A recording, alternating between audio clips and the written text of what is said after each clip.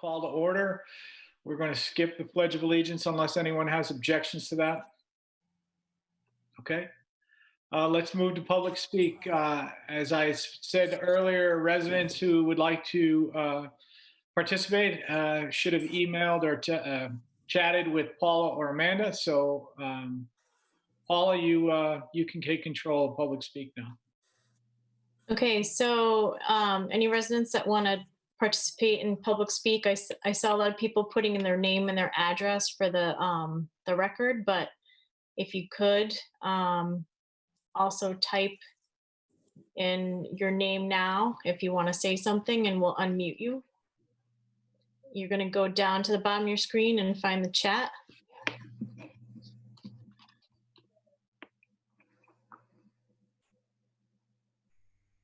If I unmute everyone, we'll get some really bad feedback, or I can try and go through each person and ask them if the board's okay with that, or I don't know what you think. Well, listen, if they would like to speak,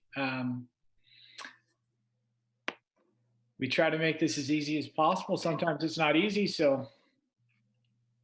I'm just not sure everybody who's on a phone has the ability to do the Zoom group chat. Well, we have 16 people that are non-video, so I want you to unmute them and see if anybody pipes up. Should we assume that everyone who typed into the chat wants to participate in public speak and start from the top? I'm going to make a suggestion. I'm just going to go down the list and call out people's names and ask them if they want to say something. I'll unmute them and they can say yes or no. Okay. I think that's going to be the That's best. fine. Let's go. All right. Chief Mike, you are unmuted. Do you want to say anything? No, I'm just listening in. If anybody has any questions regarding the fire department, I am here for that reason. Okay, thank you. Okay, next person on the list. I have an 860-207-0092. You're unmuted. Paula? Yep. I don't know that we should be reciting people's phone numbers out. Okay. Well, that's too late. That's okay. No, I'm just listening. Thank you. Well, they're also on the screen, but good point. Paula, why don't you unmute everyone all at once? Let's deal with the feedback and see if someone wants to talk. Okay, here we go. Everyone is unmuted. Does anyone want to participate in public speak? All right. Hi, this is Elaine Bookart, 874 East Street in Andover. I just wanted to do a shout out that the CERT team has been doing a bang up job taking care of food pantry and then food share every other Wednesday, and then making sure that things are delivered to people who can't get out of the house, who just don't have transportation or anybody to help them. We've also had a service where people can call and on Sunday through Tuesday and put in an order for Ted's Supermarket, and they would go ahead and fulfill the order, and the CERT team on Saturday afternoon would go ahead and deliver it to people. And that's for people are paying for the groceries, but they're getting the service for free. But I just want to say things seem to be going really well, and keeping people not so stressed about getting the food that they need. That's it. Well, we would like to thank CERT and all of the volunteers for all they do for the community. Thank you very much. Anyone else? Can we just ask Elaine while we have her on the call? If there's anything that CERT needs? No, at this point in time, CERT is doing pretty well. You know, we're happy we didn't have a lot of power outages today, so that we didn't have to jump in and take care of that too. But no, CERT, we've got a lot of people on the CERT team from Andover, Hebron, and Marlboro, and we've had plenty of help. And we also have worked with volunteers called Roberta to go ahead and volunteer on food share. So it's worked out really well. Great, thanks. Anyone else? Going once, going twice. Sold. Paula, can you mute everyone again? All right. All right, so having gone through public speaks, any additions and deletions from the members of the board?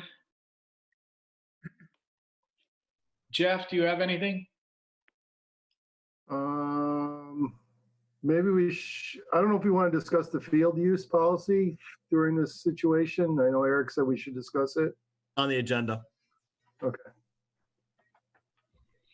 Okay, Actually, it really isn't on the agenda. Not on the agenda. You had public gatherings on the agenda. Yes? no. Not really, no. Okay, we'll put it on the agenda. Let's put that as 7G. Oh, you had prohibition of in-person meetings. Sorry, my bad. Sorry. Jeff, anything else? Nope, that's it. Adrian, want- anything you want to add? No, so you want to add it to the 7B? No, 7G. Okay. Paula, anything you'd like to add? No. Scott, anything you'd like to add? All set. Okay. So we're going to vote on 7G, adding, Jeff, how do we want to word that? Use of, Public field use during COVID epidemic. I don't know. that's fine. Anybody have objection to that? All in favor? Aye. Aye. Passes 5-0. We'll review that at 7G. All right. Okay, so we're going to get started. Boards and commissions presentations and appointments. The Board of Education Shared Service Educational Service Committee, Shared Educational Services Committee. Anyone want to talk to that topic? There have not been any meetings, so we really don't have much to update you on. Okay. 4B, the Board of Selectmen Community Senior Center Building Committee. Jeff or Scott, would you guys like to communicate on that or talk about that? No meetings yet either. Yeah, I can talk on that. I was supposed to send out an email this week and I haven't gotten to it yet. So I will do it this week. Okay. The Website Development Committee, Amanda or Paula? Paula? Hi, yes, I can provide the update. So for those who don't know, we are getting a new town website designed by Civic Plus, and very exciting. A few updates on our committee. We have solidified the new homepage design, as well as the department and commission pages. At our last meeting, we also sent a survey to the staff to receive their input. We are working hard to confirm the headers for the homepage, as well as the How Do I section for some quick links for residents to use and come in handy. My task is to update our current website so that when they transfer all the information, we have what we need and the rest is left off if there's any non-useful information that's currently on our website. So we're trying to move things along so we can get it set up sooner rather than later. And we have another special meeting set for this Thursday, the 16th. And anyone is welcome to hop on and provide suggestions to us for our new website. Okay. All right, Paula, anything to add? Just adding that we're also talking about how we're going to get the word out with various channels, Facebook, website, a mailing, maybe even a coming soon on some other mailings. So we're working on how to get that out there too. Well, once you guys get something together, is there any consideration or do we have consideration of using the town communication list we already have? Yes. Just to send something out. Okay. Yep. Yeah, our next, whenever we're going to send out our next communication, we're going to kind of put something in there like coming soon, stay tuned, and some sort of blurb, something short and sweet. All right, anything else? We're going to move on to item 5, the town administrator's report. Eric? Okay, good evening, everybody. So you all have a copy of my report, so I'll just go over some of the real highlights. We do have one reported case of COVID-19 currently in the town of Andover. Likely there are quite a few more, but that's the only one that's actually been tested. So we had Easter. That's good. It's over. We also got a Easter present in that PURA, the Public Utility Regulatory Agency, gave the town a grant for about $17,000 for allowing us to live stream meetings once we move back into the meeting house. Basically, the ability to get good quality mics and to get our own camera set up for the town hall, and then also some equipment for both the library and the school. We're still waiting to figure out exactly how we get and spend that money, but we know we got the grant, so that's kind of good news. Who put in for that, Eric? I did, with help from Nick Levine, and also Elaine Buchard helped me out with that one too. Awesome. So Very good. It'll be a good Scooby for the town and the school and the library. So that's kind of nice. And while it won't deal with the acoustics in the community room, at least if we're all mic'd and the recording goes directly from the soundboard, the sound quality of the recording will be a lot better, because that's one of the frequent complaints we've heard about taping meetings in there. Board and commission news, there's a couple things. First, many of you know Rick Osborne passed away. He was a longtime Wetlands Commission member. So there's obviously a vacancy in there. And if you look at the meeting motions, the first of the motions is an appropriate response to Rick Osborne's passing. There's also currently a vacancy at the Andover Elementary School Board that hasn't been filled yet. And there is a vacancy on the Planning and Zoning Commission also because Jerry Hardesty resigned from the commission. So we definitely have some land use board positions we need to fill. I won't go into any budget stuff because that's farther down in the meeting. And I gave you a list of all the things that the town hall is doing in response to the COVID-19. Basically, we are trying to get the majority of the employees to work from home, but still stay functional. Obviously, not everybody can be home, and the office is staffed during normal times, just at a reduced staffing level. So we've been fortunate in that as we were transitioning to Vision software, Vision has said, temporarily we'll do the installation. They did the changeover to Vision 8 in the cloud, which means we can access it from anywhere. Whereas it makes it easier than if we were running the server version of Vision. We will probably go back to the server version once we've installed our new server. Tax collector has the information they need. We have the proper firewalls set up on the town now so that the town's server and the town's data is safe with everybody remoting in and working remotely. So that was much appreciated from our IT guys. We are tracking all our expenses related to COVID-19. It looks like at some point we should be able to get some of those reimbursed by the federal or state government. As far as road work goes, I gave you all a summary of the proposed road work. If we had time later on tonight, I have a full-blown PowerPoint presentation. I would be happy to PowerPoint you all to death if we have time at the end of the day.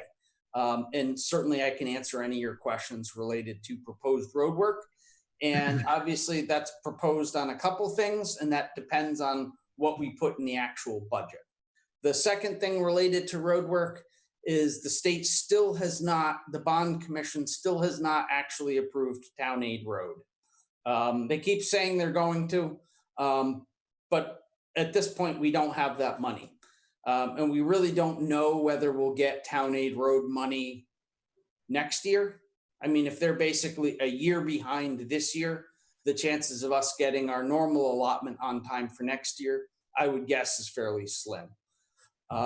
So that's pretty much it from the administrator's report. I gave that pretty briefly. Do you have any specific questions for me on any of those topics? Eric, have you gotten any positive or negative feedback as to how the staffing for the town has gone and the services provided? We've gotten some feedback. Most of it has been okay. I think people understand that these are unusual times. There's been some frustration getting in touch with the land use department, definitely. And, part of that is we still don't have an awful lot of time allocated to the wetlands agent and the zoning agent. And, so there's definitely a backlog that we have in the building department. We're at the point now where Susan can function successfully from home and remote in when she needs information. So it's been going okay, but not, it's definitely not as efficient as if everybody's working in the building. Let me put it that way. So it's definitely more work having everybody at home than it is if they're in the office. Okay. Anyone else? Okay, hearing nothing else, we're going to move into old business. 6A is the town personnel policies. So we're keeping it on the agenda. I don't have any huge updates on that.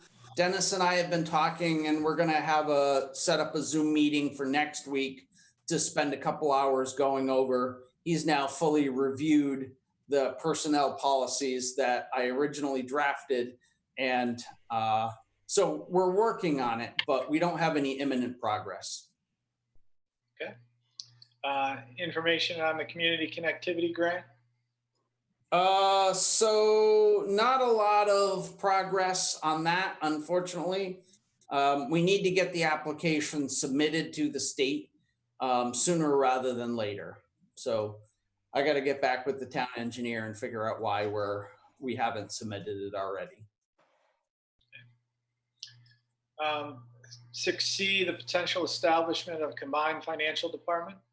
I have not made any progress on that in a month or two. I haven't really put any time into that at all. All right, and then 6D is the email provider, Office 365. So at our last regular scheduled meeting, there was still a lot of reluctance on the Board of Selectmen, I felt, to adopt 365 as the email provider. So I've kind of tabled and not pursued that. I know Adrian had some questions about that and wanted to do a little research. So I don't know where that stands. I did do some research. It seemed that the pricing that we were getting is about as good as can be had in the consumer marketplace that we're in.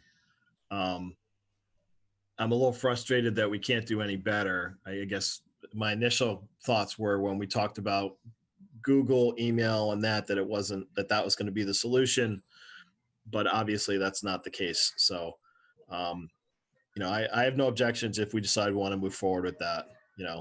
I'm not happy to spend the money, but I don't know that we have a choice.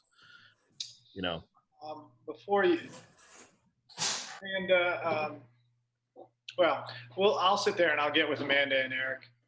I still believe that we need to look at other options because that is expensive, Adrian, and it will continue to be expensive year after year. And you will not get all of the members of the community on the email address that you would like to get on.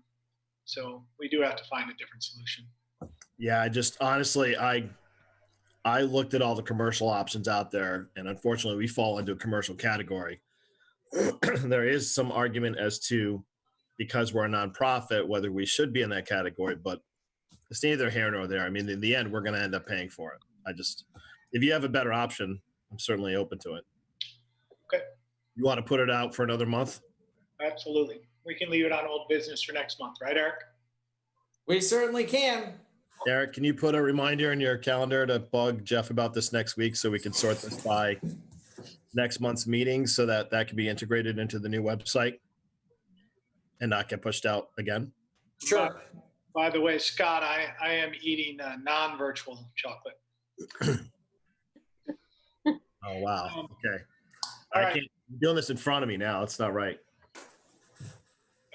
Have we looked into, Eric, you might have already asked somebody else about this, but what are other towns using?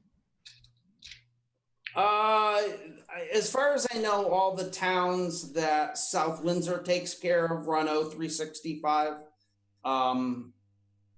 You know, I have not done an extensive search of other towns as to what they're running. Okay. All right. Section 7, new business. We're going to discuss and act upon the following. A is the Memorial Day parade. So I won't make Eric do it. Based upon COVID-19, we've had discussions as to canceling the Memorial Day parade. Obviously, with the situation with COVID-19, the question is going to be how far out is this going to go? None of us have a crystal ball. The question is, do we cancel it now or do we wait till our next meeting? Well, How much notice, like how far out can we go before we cancel this? yeah, what does the committee need to know and how, yeah, I just don't want to say we're doing it and then they're scrambling. Nice. Just try to be thoughtful, you know. I'm with you. How long does it take for the committee to get ready? I don't have the answer to that. I mean, it never even occurred to me that you wouldn't cancel it, frankly. So I haven't pursued any other options. You haven't anticipate our ambivalence to cancel things? Raleigh? What if we have a plan A and a plan B and you're all going to think I'm crazy, but We know you're crazy. I know. What if they can do a parade like the teacher parade with just I was thinking plan A, we don't cancel it, and then maybe we brainstorm how they can do it, like the teacher parade, or I don't know, a Zoom meeting. How crazy would that be? Probably a lot of work, but I don't know. Do a Zoom meeting for Memorial Day parade? Yeah, I mean, maybe not the parade part, but you know, the nice part that we do at the cemetery and the speeches. I don't know. Come with me on my crazy train here. Yeah, no. How about it's May 25th? Why don't we push this off to the next meeting and make a decision then? I mean, it gives us a couple of weeks at least. It seems like the governor is moving towards a date. Right now, we're what, May 20th for schools? That's correct. Yes. So the 25th, we may be in the clear. So I'm in no rush to cancel this, and I don't really believe that it would be appropriate to try to do it electronically. But I think we should reach out to the committee in the meantime, right? And find out. Exactly. Yeah, I think that's a good idea, but let's not be hasty. I mean, that's the one thing we've learned in all of this is that patience will be our friend. Things may sort themselves out. Wow. I disagree with you there. Always do. I think at our meeting in March, I think it was, I was willing to be more patient, and you were not willing to be more patient, and we canceled the senior trip to the St. Patrick's Day event. And I think that was a wise move on your part, Adrian. Well, and maybe I'm seeing the error of my ways, Jeff. Really? I'm learning from you. Wow. Okay, so cut to the chase. You do not want to make the resolution canceling the Memorial Day Parade. Is that Correct. correct? That is correct. And Okay. let's find out from the committee, you know, what they would need to do and time frame and stuff, and Yeah, still, can we get a rep from the committee for our next meeting? Would you like me to reach out to them? That would be appropriate. Call John McCall? Okay, See if we can schedule him for our next meeting. okay. Okay. 7B, prohibition of in-person meetings. So we have a timeline to extend in-person meetings to not have any additional in-person meetings. And if we are going to have an in-person meeting of greater than 3 people, it would need to be approved by the town administrator. I feel that that is very appropriate right now, and I think we should sit there and pass the motion as it has been written. Anyone like to make that motion? I'll make the motion for discussion. Sure, go ahead. You want me to read it out? I don't necessarily know. I mean, is there a way, Amanda or Paula, you can put that up on the screen so we don't have to read it? Yeah, it's quite long. sure. Let me, I just gotta find it.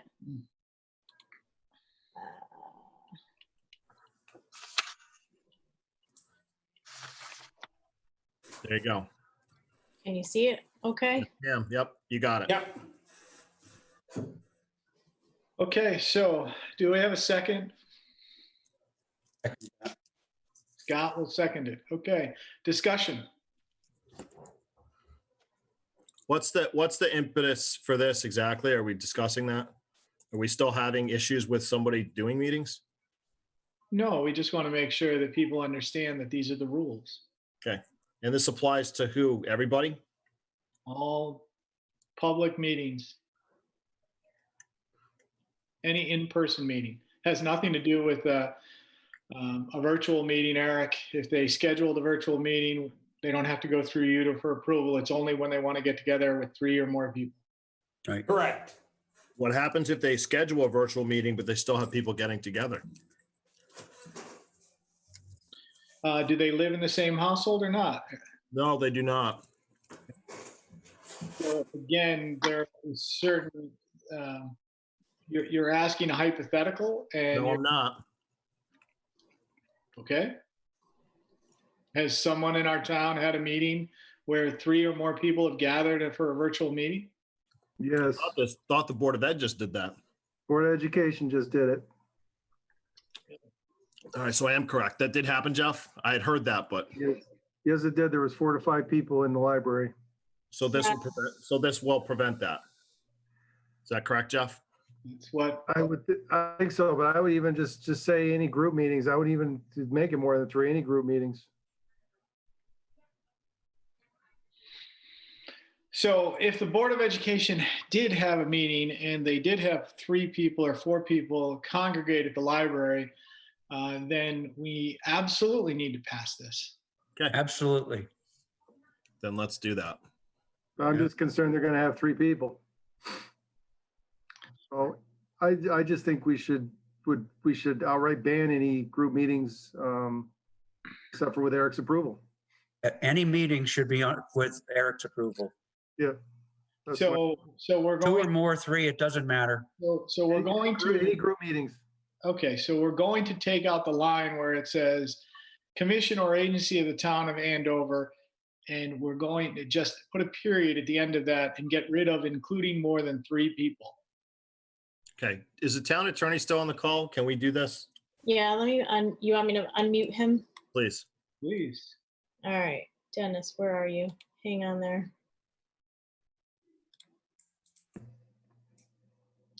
There you, Left.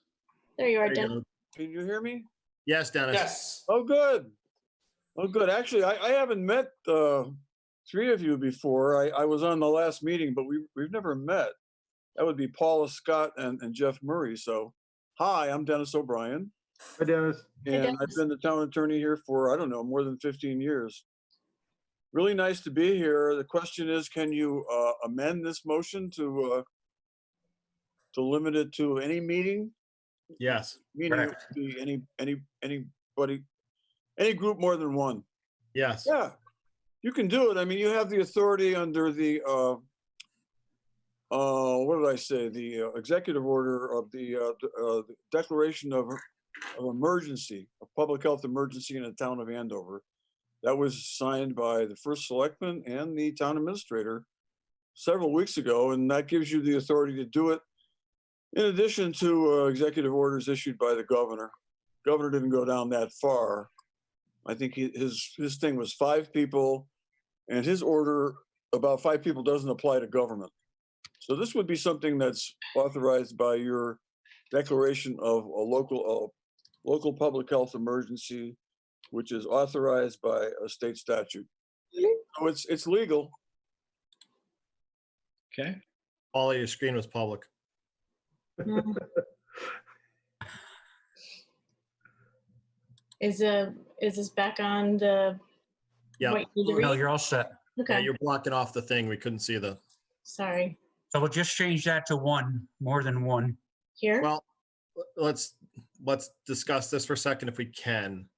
So is this preventing Eric from meeting with the public works foreman or any of those types of things? If we do Well, this? in his case, he's the decision maker, so he would be able to do that.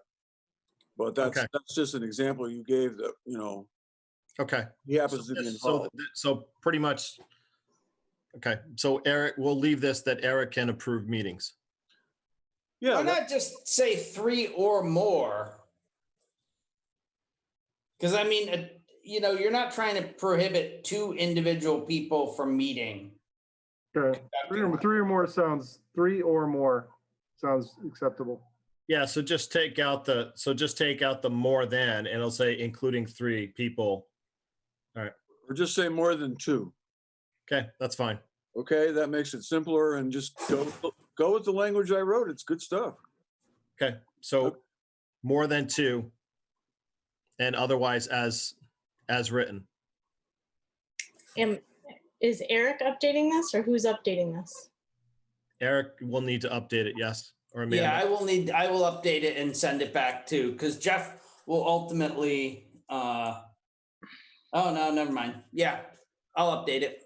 Okay, so I would make an amendment to my motion to amend the language to say 2 or more and otherwise as written.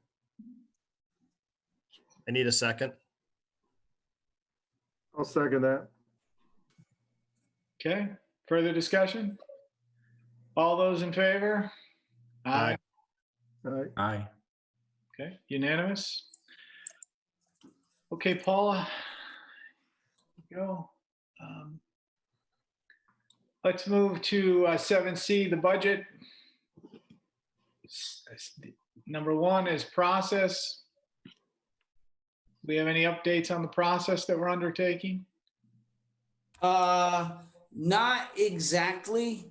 So if you look at the motion that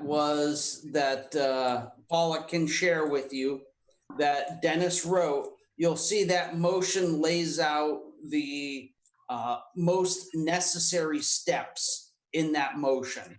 So it includes both the authority to authorize the Board of Finance to do it, and also essentially the timeline for doing it.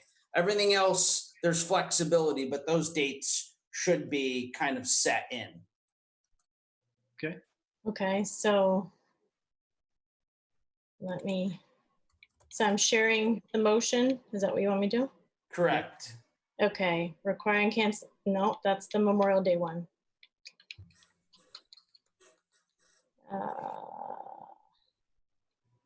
Says resolution requiring adoption of the town budget by the Board of Finance Got it. without the budget meeting. This one here? Yes. Correct.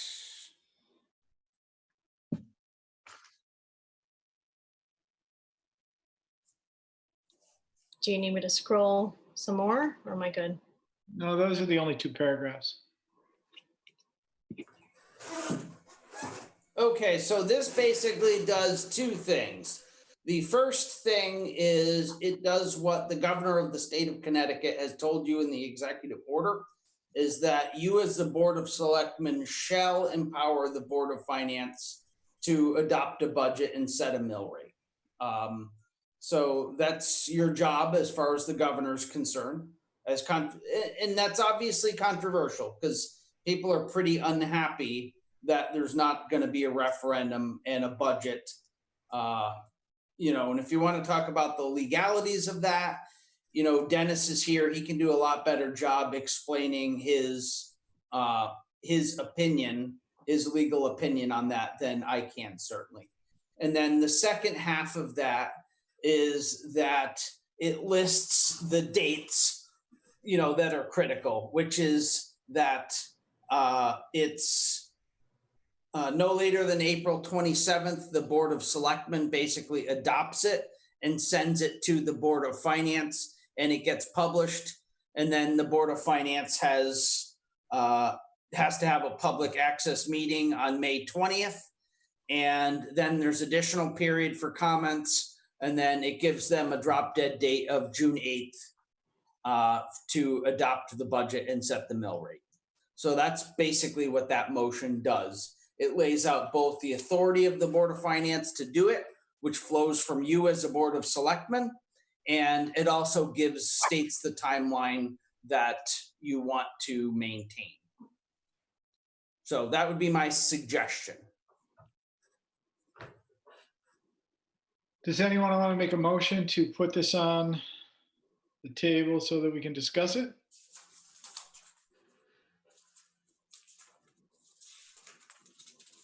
I'll make the motion. Want to second it? I'll second. Okay, further discussion on this issue? How did we come up with the dates specifically? Because if we go down this road, and that was my original concern with the whole putting it off thing. If we go down this road and we end up with a June 8th meeting, are we too far into the cycle? Like, I don't know what the contract cutoffs are for the school. If there is a adjustment to the school's budget, is it going to screw them up? Can they even institute a cut at that point contractually? Those are not answers I have. I don't know the answer to that. Well, can you give us an answer as to how you come up with the dates? Sure. You as a Board of Selectmen motion to extend the process 30 days. This takes us out to about that 30-day extension. And still meets the legal requirements. So this pushes it out to what you said you wanted to push it out to originally. So this is the full 30-day extension because we went 27th last year. Okay, I got it. It's not quite the full, but it's pretty close. Within a week of the full. Okay. So if the Board of Finance really couldn't do it on the 8th, they have another 5 or 6 days legally they can adopt the budget and meet all the statutory requirements. But it pushes it out most of the way. That's probably why we need to expedite this whole process. We need to move on it. We have a lot of meetings. I mean, if you choose to shorten the timeframes, you can. I mean, that's certainly you're right.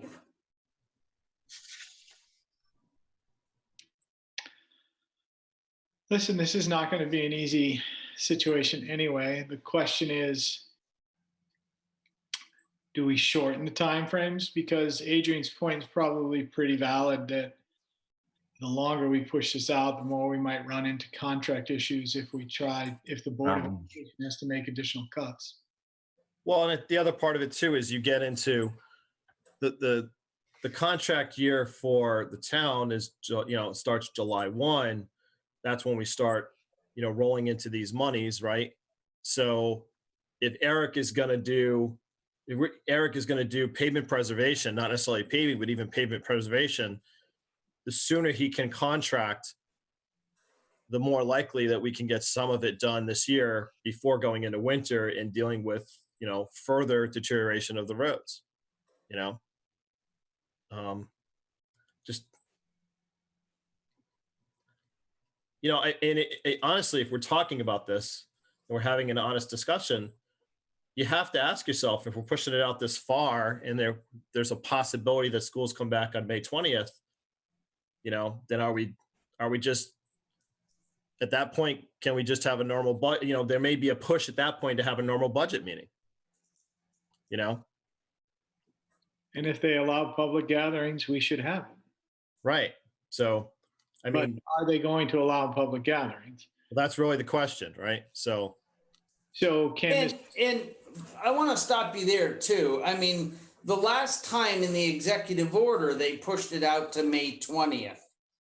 But from listening to some of those presentations, it didn't sound like that was likely to be the end date. Like, they're not really expecting school to start back up on May 21st. Not at all. They're expecting in 3 or 4 months.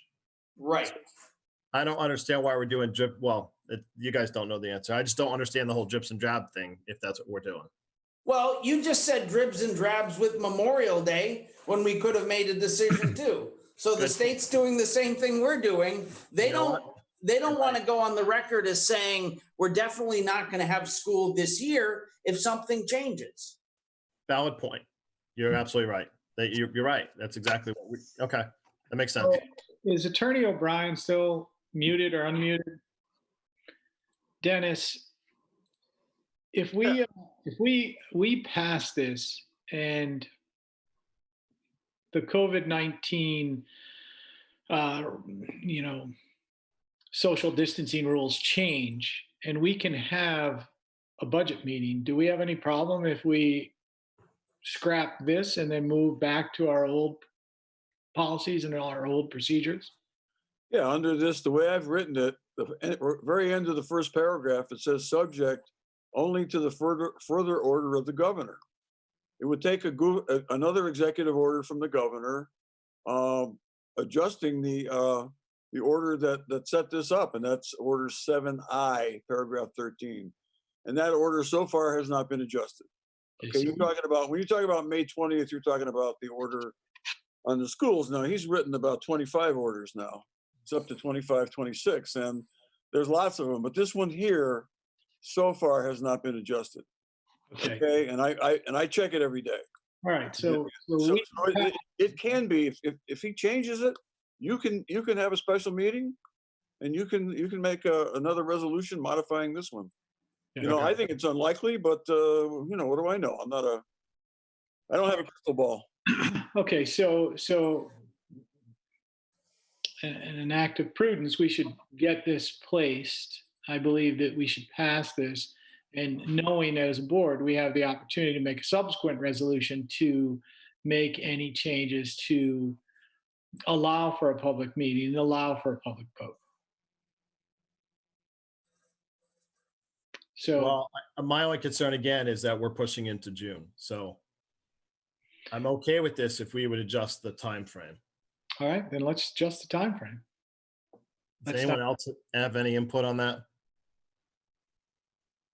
Go ahead, Dennis. Did you want Go to? ahead, Dennis. I want to say that in the 15 or so years I've been town attorney, I think you've gone into June a few times. and this guarantee, if there's no change in the governor's order, this guarantees that you'll have a budget by June 15th.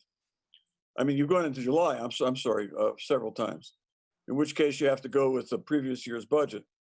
Candidly, I can tell you in the last 15 years, though, there's never been an adjustment on the town side to the school's budget.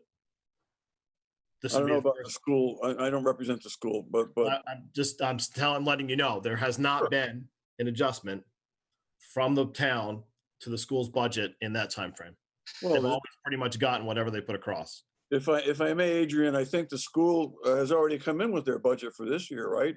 Based on what I've read, and it's a reduction from last year. Yes, but it not nearly the reduction that was looked for by either this board or the Board of Finance, unfortunately. Okay, well, that's, you're right. That's yet to be determined. So the Board of Finance asked for additional reductions and it has not been addressed as of yet.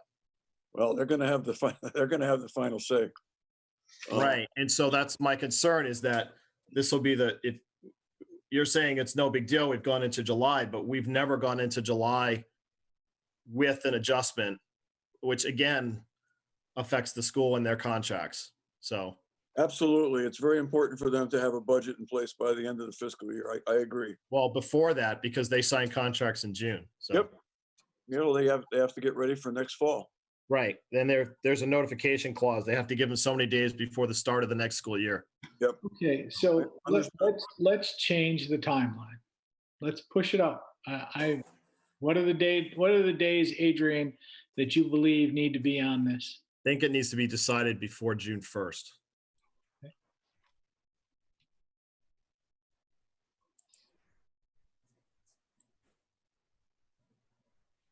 So let's start with the first part about it. When does the Board of Selectmen plan on presenting their budget to the Board of Finance?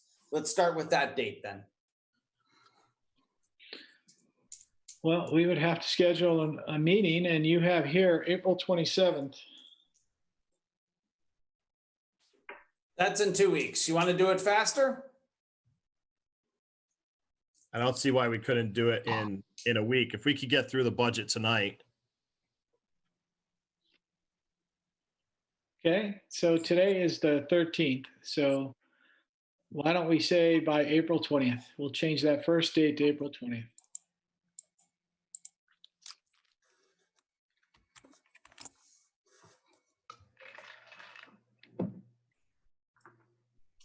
The online budget meeting can obviously be pushed back. So Adrian, are we looking for a 2-week window? I mean, ideally, yeah. Okay, so push the May 20th date back to May 6th.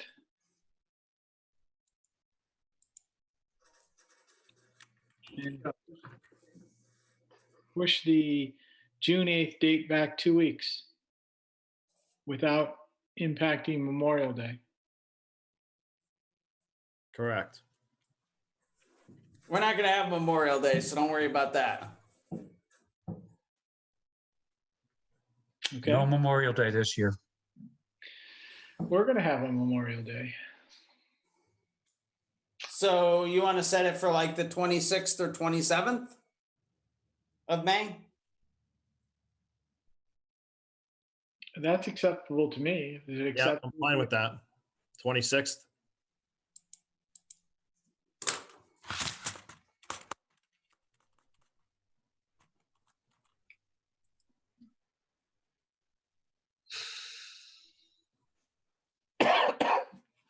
So that's the day after Memorial Day. Yes. All right. Okay, so do we have any further discussion or further comments related to this resolution? So the new resolution is going to read, Eric, can you provide the dates just so everybody is aware of what they are? Sure. No later than, so let me read the pertinent part. It shall be the duty of this Board of Selectmen to provide and publish its draft budget for the fiscal year beginning July 1, 2020 to the Board of Finance and by reasonable means, including the town website, no later than April 20th, 2020. And the duty of the Board of Finance to then edit the draft budget in compliance with all procedural requirements of the above cited executive order, followed by an online budget meeting with public access on May 6th, and an additional 2 weeks for public comment by reasonable means, including email.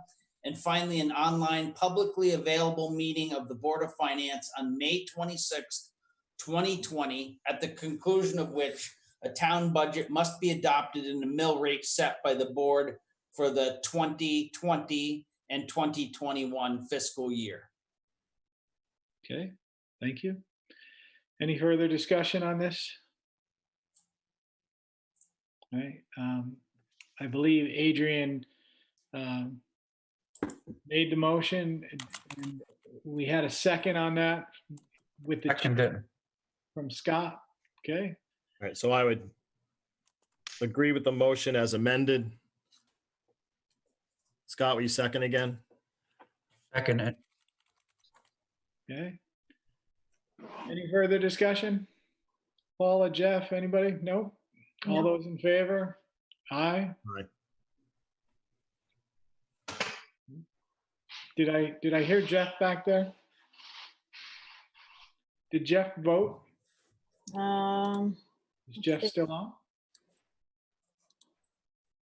He has no video and I can't unmute him. So I don't know if he's having some technical difficulties here. No, I'm back. Sorry. There you are. Jeff, we voted on this resolution. We amended the dates. Did you catch any of that? We're not sure what. Yeah, that's fine. Okay, so you're in favor? I'm not going to be a stickler for dates. Okay. We just want to make sure you caught it. We weren't sure if you had technical difficulties or. No, I caught it. I just had emergency. I had house thing I had to deal with. That's fine. All right. So now we're on to C3, the review the revised proposed budget.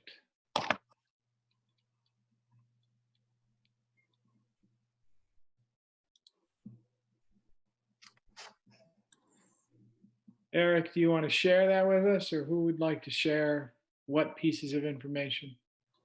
If you let me share the screen, I can certainly share that with you, or Paula can share it, whatever you want to do. Yeah, I'm trying to see if I can allow you to share. Doesn't look like it's letting me. Can you make him a co-host right now? Let me just try it. Yep. All right, try now. There you go. Okay. Does that show you the mill rate calculation page? Yes. Okay, so I'll cut to the chase and then we can talk about the actual budget. So you can't see where my cursor is pointing to, can you? Yeah. Yes.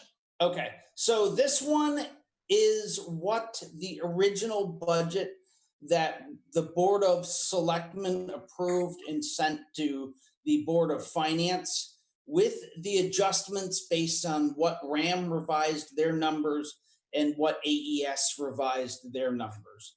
That ended up being an 11.9% raise, percent mill rate with a mill rate of 39. So the board at the last meeting asked me to go back and produce a budget where the total percent increase was at a maximum of 5, and to get the town's budget down to, what we could reasonably expend. So this budget does that.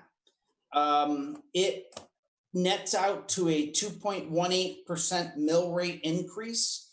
But if you look at the budget by entity, you'll see the elementary school budget is decreased. The town's budget has decreased slightly. I mean, it's essentially flat. And RAM budget is still up 8%. Eric, just for clarification, the number that you have in there for the Andover Elementary is assuming they make the cuts that were requested originally by the Board of Finance, correct? Correct. Okay. Just want to make sure we're on the same page. No, that's a good point. Because the budget they submitted was some $45,000 greater than this number. So that's it in a nutshell in terms of what the bottom line is. So the bottom line is right now with this budget is the town budget's flat, the elementary school budget is negative, and RAM is still going up 8%. As you know, we don't directly influence the RAM budget other than our own personal comments. to RAM, their board will set their mill rate or their, budget. So we don't have any direct influence over that. Now, in terms of actual budget, I'm going to turn to the budget page. Okay. And the majority of those reductions came from the permanent funds. So remember what we decided to do instead of, allocating money every year, for specific projects, we said, let's look at our capital budgets and let's look at what we spend, what we should be spending, on maintenance on various different categories. And then just going forward, let's expend that amount and put that in a multi-year fund. So the first thing we did is we trimmed those budgets pretty dramatically because that is where the biggest changes in our budget from our previous budget occurred. And the second thing is we, when I say we, I mean me, proposed in this budget that we roll the unexpended fund balance, into the budget, and also that we take several of the permanent funds that we don't really need and that we're not likely to use, roll those all back into the budget. And then, so we're rolling somewhat more money into the budget from, essentially fund balance than we're putting in capital funds, if that makes sense. So there's a net difference of about $80,000 that goes towards reducing essentially the general budget. So, but this will allow us to do a reasonable amount of road work, and it will allow us to at least get up through the design stage for the Bunker Hill Bridge.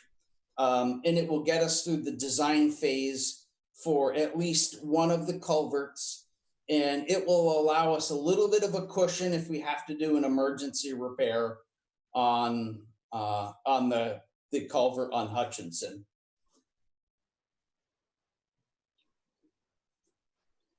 Do you have specific questions for me? You've all had this for a week or so. Are there things you're still happy with, unhappy with? What feedback do you have?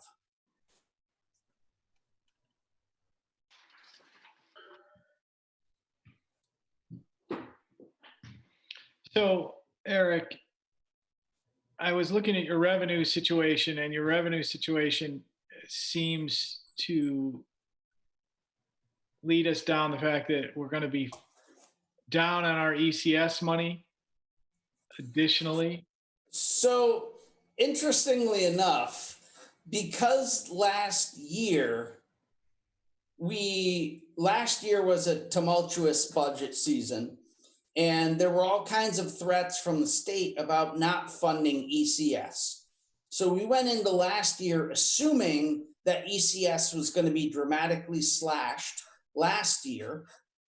So ECS funding this year is decreased, but it's still greater than what we were anticipating getting. So yes, we're getting less ECS money this year, but we're getting more ECS money than we budgeted for last year, if that makes sense.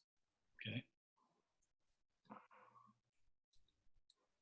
And there's no other changes in the revenue stream that you see coming down for next year?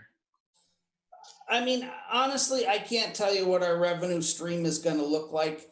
I mean, from the state perspective, it's going to be pretty scary because our, state revenue is very heavily tied towards the extremely high earners. And at least in 2008, the extremely high earners got hammered in the last recession. Well, so Eric, it's also true. It's also sales tax. We're losing several months worth of sales tax on goods. Yeah, no, I mean, so could we end up with less revenue yet next year? Yeah, possibly. But I honestly don't know how to predict that. All right, so when you break down your expenditure decreases, I mean, because basically you're saying that the town portion of this is totally flat. That AES reduction is estimated to be $100,000, but in reality, they've only, at the last Board of Education meeting, Adrian or Jeff, what was the number that they were? They didn't address it at their last meeting. So they didn't address the budget numbers at their. At all, no? No. They did not. Okay. So it was still at 45, right? Correct. Paul and I actually attended that virtual meeting. All right. So, listen, it's a question for us is, do we live with these numbers or do we ask for additional cuts from both groups? Even if we don't get them? I mean, because RAM, I mean, shouldn't we as a board put together a letter saying we want RAM to reduce the increase from 8.1% to 4%? Well, Eric had put out a letter previously as a suggestion. I don't believe we had movement on that, did we? Well, it wasn't necessarily for our board, but I'm willing to sit there and sign that and send that from our board. I mean, you can't continuously have increases when you have decreasing enrollment. It's not sound business. You're losing customers, you're decreasing expenses. It's how it should be. So, I mean, to me, I think what Eric's doing on the town and how he's moved around some of the capital dollars does allow us to get some things accomplished, but it is only pushing off the inevitable. I mean, for us to do what we need to do in the future, we're going to have to either find more money or raise taxes, because we're in a situation where we have pushed everything off for the last 10, 15 years. And to do any basic maintenance, to do any basic road work, substantive road work, we're going to have to find the money. There's very few places to find the money in our community other than taxing. So, I mean, really, we have multiple things to deal with here. Do we ask AES and RAM to reduce their budgets? I believe we should. Do we sit there and try to keep what Eric is asking for this year, where our current town budget is flat? I believe. I mean, let's be.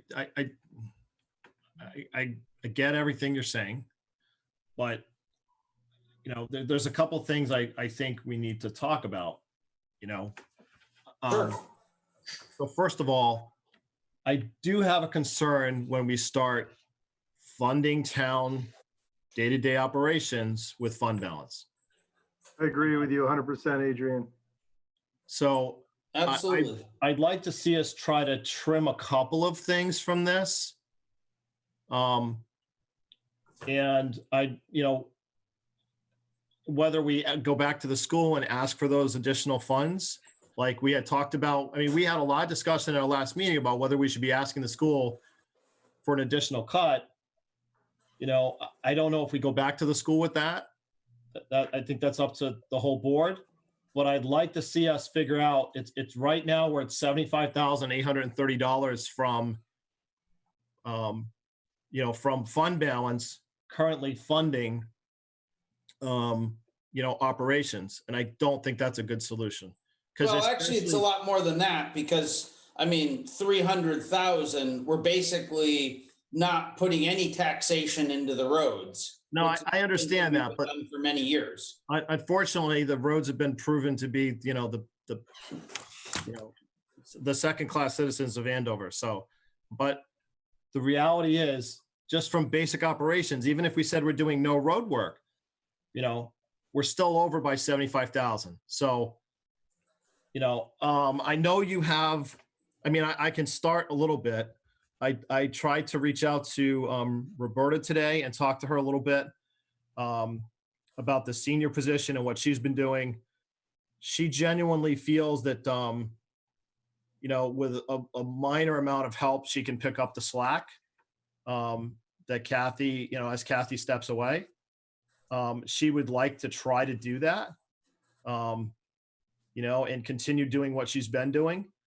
The only thing she's kind of looking for is trying to figure out the scheduling for the bus drivers, but she has some ideas about maybe reaching out to other towns and doing some other things to try to, see if we can coordinate scheduling a little better, how they do their scheduling, those types of things. And so, it's not much, but it's 15,000 towards that position. That would get us closer to where we want to be, or where I'd like to be. I don't know if anyone else has any other ideas about things that we can look at in this budget,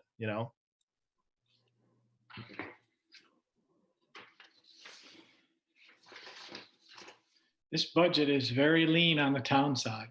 I get that. But look, even if we trimmed that position and then we asked the school for the additional 60, and then we just put out a zero budget at that point, We're still not putting out a zero budget because we're still not going to be able to, the town budget isn't big enough to increase to cover Ram's increase. Yeah. So, not without really draconian stuff. Well, yes, but so with that number, you'd be less than 2%. You're right. It is not zero, but it's also taking into account your road work. So, and we're hoping the road work will come down at some point, tree trimming, et cetera, et cetera. When you say road work coming down, what do you mean? Well, eventually we'll get caught up, in 10 years. Sorry. That was an evil chuckle. I apologize for that. That's all right. You're allowed to evil chuckle on my behalf. Yeah, Adrian, I agree with you with the fund balance being used for offset. If we can use it for one-time expenses like the tree trimming and road projects that we need to get done, I have no problem with that, but just offsetting it to lower taxes is kind of a false sense of security. Yeah, that's my concern, especially because next year, if next year we'll get the double whammy next year. You right. Both on Board of Finance, we understand the metrics of how that works. Yeah. Well, let's be honest. You're putting off $1 million worth of capital expenses by trimming what we've trimmed. Okay. I'm going to be blunt with you. Those expenses don't go away. We are just kicking the can down the road. I don't want there to be any illusions that we're saving the taxpayers money. All we're doing is charging the future taxpayers more money. And I agree with you 100%. And all the voters need to realize that this is not going away. These projects need to happen, and they're going to have to happen eventually, and eventually they're going to have to be funded. Right. Right. But I also understand we are in unprecedented times. And if ever there was a time to be willing to spend some fund balance on the general fund and keeping the mill rate low, but this is the year to do it. Eric, you're the one that pointed out that the state's going to be screwed. Forgive my English. The state is going to be in a poor situation next year, given the lack of revenue that it's bringing in now. Understood. Yeah. And we're going to be in a tougher situation next budget season. Right. Yes. I'm not saying next year is going to be roses. It's not going to be great. But if you want to keep the mill rate down this year, and I think, that's probably pretty important given how bad the economy is likely to get, then this is one solution. I'm not saying we can't cut the town budget further, to make some of that up. But the thing is that the town budget is only 23% or so of the total budget. and it's already about 30% less per capita than the surrounding towns. So the town budget has never been our problem, right? I mean, our mill rate's high because of education spending, not town spending. So yes, I think it's appropriate this year to do everything we can on the town side and suck it up and keep the mill rate low. But ultimately, the money can't come from the town's budget. But that's going It to just- bite us in the ass next year is our point. Yeah, it will, definitely. Why is no one speaking about reducing the AES budget? Well, I did. Why, wait a second, Adrian. Nobody wants to talk about that. What's the problem with that? 2 months ago, we all agreed to a $400,000 decrease in their budget. No, Hasn't even been brought up. All we do is pick at the town employees or any kind of funding for town employees, and we don't look at the elephant in the room. Right. Scott, I did bring that up, though. That's not a fair statement. I said specifically, the school hadn't addressed the number that the finance board gave them, but at our last meeting, we also discussed additional funds and decided to kick it forward a little. So we have to address are we going to, if we make that adjustment, do we then go back to the school to cover that $80,000 difference or not? Do you know what I mean? I don't think we need to talk about $80,000, Adrian. I think it's much more than that. I don't think you can. I don't think you can go past 200. I really total. We all agreed on 400 before. What's the difference we now? all sat through a bunch of meetings and I don't know what anyone else took for the meeting. I can't speak for anyone. I can't speak for the Board of Education. I can only say what I sat through. And look, they've cut teachers fairly well. It's not a teacher salary issue. It's a building. I personally believe it's a building contractual issue, and some of their building costs have been gone through the roof in the last 5 years or so, versus they've actually been able to cut their teacher salaries down, overall salaries for the school. So by cutting, To me, this seems very simple. Well, it's simple if you don't have a kid in the school. But the RAM, you can't do anything about it, Adrian. Even if they bring it down to 5%, which they probably won't. That's all of our budget, and we're kicking the can, just like Eric said again, down the road, doing the same thing over and over again. RAM can't do anything. AES doesn't.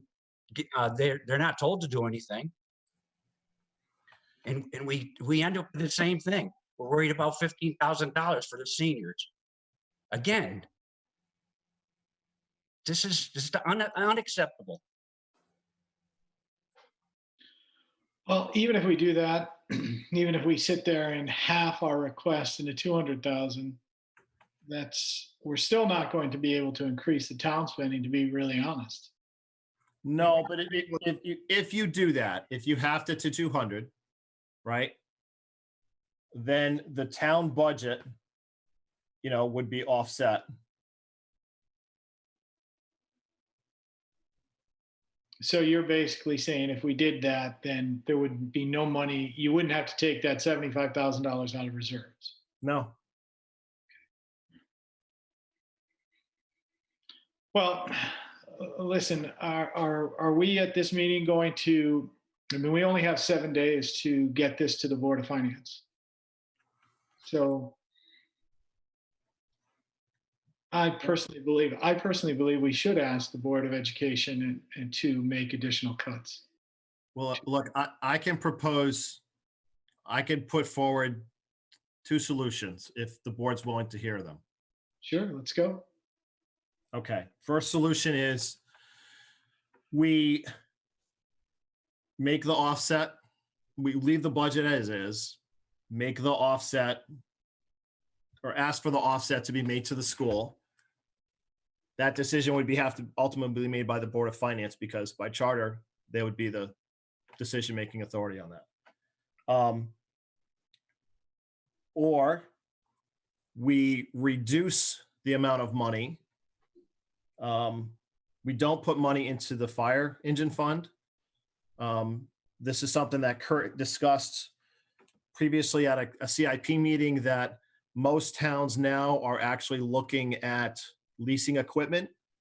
And so if we don't fund it this year, we'll end up with a big lease number when the time comes. The more we don't fund it, but it is an option.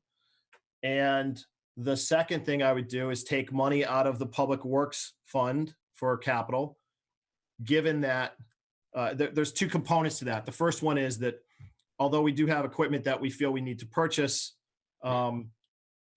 we do have a lease that will be expiring in 2 years. And the other thing that may be able to help us in that department, and maybe help the fire department fund in that department, which we could look for in 2 years, is the school has a bond that'll be paid off. That's about $90,000 a year on average in interest. So between those two things, we would be able to open up some revenue in the budget in 2 years to start funding those accounts on a regular basis without affecting the mill rate. So we could pull the money from those two funds.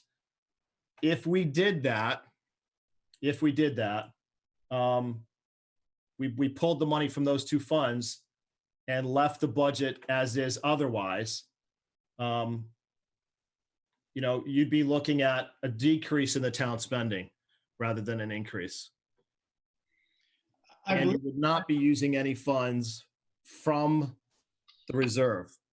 I believe that Eric already reduced what we were requesting to go into those funds as a saving mechanism by 50%. Is not accurate, Eric? That is accurate. I'm talking about taking the additional, the funds that he's talking about putting in there now. And listen, my point in that is this: in this particular time that we're looking at, putting money into a savings account that we know we're not going to spend in the next year or two, given the current situation, seems like a bad idea. Honestly, if we're putting our money where it's most needed, if we're really willing to spend those funds, then take that money and put it into the roads. Because long term, if we're talking about saving house values and people being able to sell houses and people being able to wanting to move into the community, someone driving, up one of these roads that's deteriorated to poop is not going to want to go buy a house on that road. Well, I understand what you're saying, Adrian, but I also sit there, and especially the public works money, public works equipment has never been funded properly. We're all aware of that. So Eric has already made a 50% reduction in it. So now you want to take it to zero. So we're right back where we were under previous boards. But we're not buying a tractor this year. And realistically, given the state situation, we're not buying one next year. So why put the money away if we know we're not going to be able to buy that tractor anyways? Because next year, listen, we're going to get hammered. There's no way we're not. They're losing 3 months worth of tax revenue. And if you look at the market, people's clocks got cleaned, which means those hedge fund managers down in Fairfield County are not going to be paying in. It's going to be the fact of life. So somebody's going to get hit, and it ain't going to be Bridgeport, it ain't going to be Hartford. It's going to be us, like it always is. So it's just my take. I'm open to suggestions. I'm just putting those two. You can either take the money out, or you can leave the money in, or move the money to roads and then go to the school, or you take the money out. But Scott makes a good point. We all said that we wanted to take the school back down to something that seemed more reasonable. I disagree with him on the number, but I agree with him that there still needs to be more done there that wasn't done, and that unfortunately, it seems like the school board ran out of time, but they ran out of time. They didn't run out of time because they didn't even talk about it the last meeting. They had plenty of time. Yeah, look, I have a son in that school, and we need to do some shared sacrifice here. I mean, the town is making significant cuts, and I hope that everybody that's listening on here is sending notes to RAM and actually telling them that they should be making cuts, because if you're not, it's going up. But we need all, as a town, we need to really look at making some significant cuts to get through this. I mean, it's not gonna be forever, but we need to. But Jeff, why is it always you want to cut the town side? I don't want to, I'm saying the school really needs to look at making some cuts. Is there a number that you feel comfortable with for the school, Jeff? I mean, Scott's at 400. I'm saying I don't think more than 2. What do you think's acceptable? I understand you have not been able to make the meetings because, your wife goes, and so, you have to take care of your child, but have you had a chance at all to look at any of that stuff? I mean, 200,000 is a 5% number. That's what we're looking at, right? 5%? Off of theirs? Yeah, roughly 4 million, yes. Yeah, 5%. I mean, that's not an unreasonable number given the amount of students that's declined over the years and the amount that they've actually gone down. I think 200 is doable. It's a stretch, but it's doable. I think we need to challenge the Andover Board of Education to try to meet that challenge. Honestly. I mean, I don't think that they tried at all. over the last 4 years or 5 years, they've lost 1/3 of their students at AES. I mean, the numbers in AES in 2014 were 299 students. I believe the numbers right now are around 189. Right. Yeah, they fluctuate depending upon which kids you're counting, but yeah. Okay. So even if you sit there and say we give them 199, they've dropped 100 students. 100 students, and the price keeps going up every year. How can that happen? No, Scott, that's not correct. That's not correct. It's for the flatter going down. They have decreased. They just haven't decreased in line with the percentage of decrease in enrollment. So over the last couple of years, the Board of Education has decreased, but $50,000 decrease does not translate into the appropriate percentages that we're talking about. So,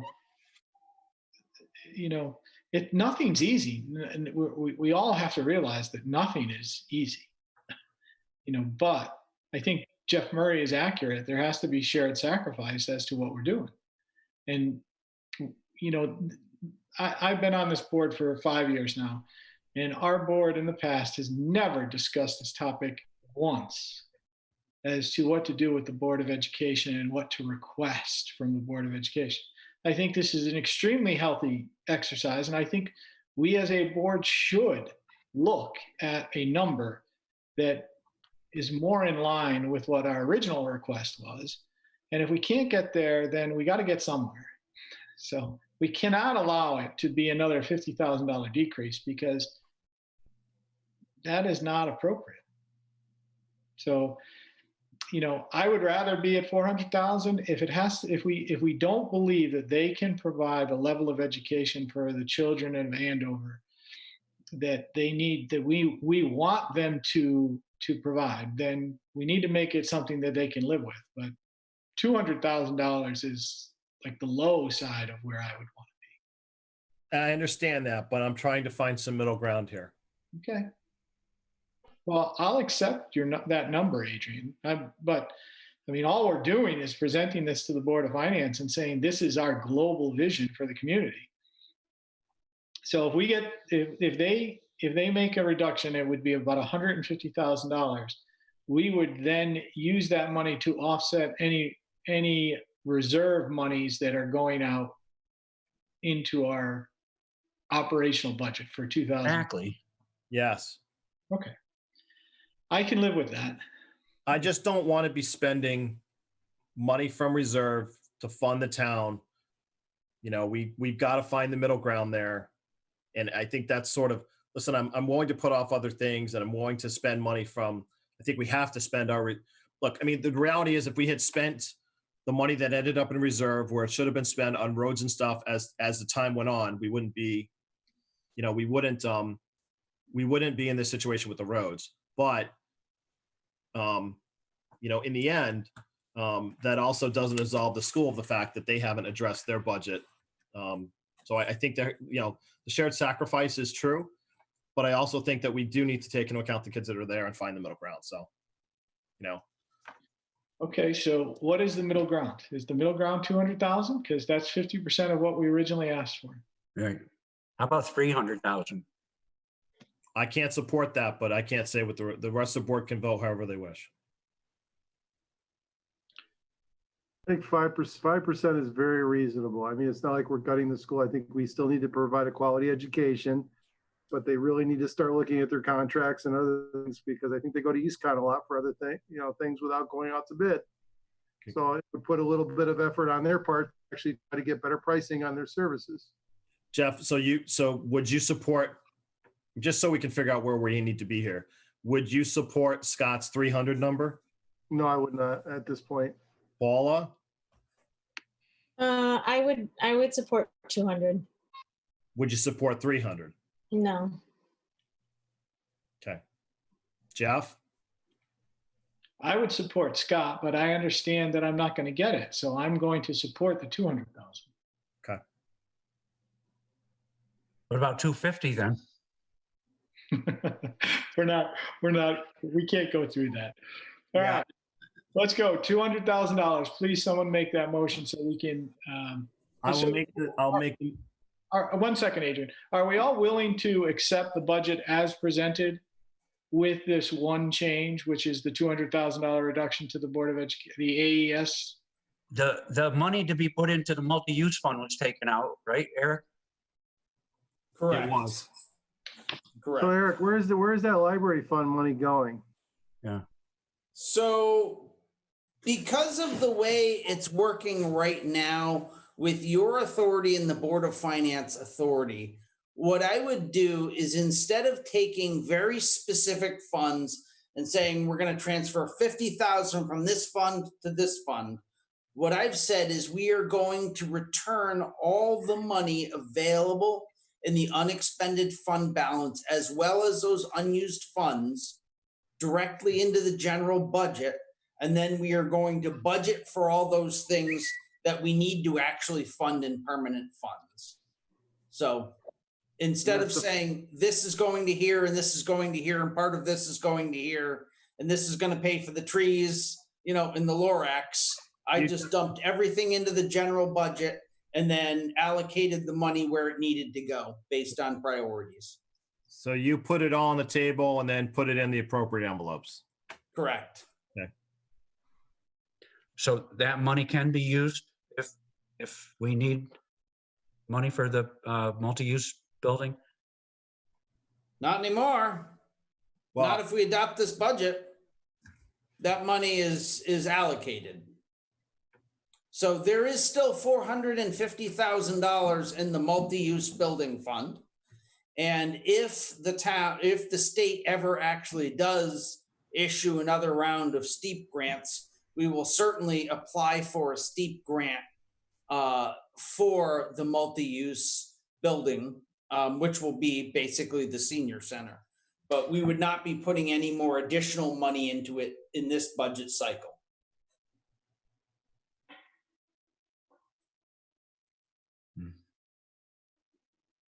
but that gives your committee, Scott and Jeff, once we get out of this mess, time to put something together that we can then hopefully go and, pass the hat to the state to hopefully get some funding from them and then figure out where we are.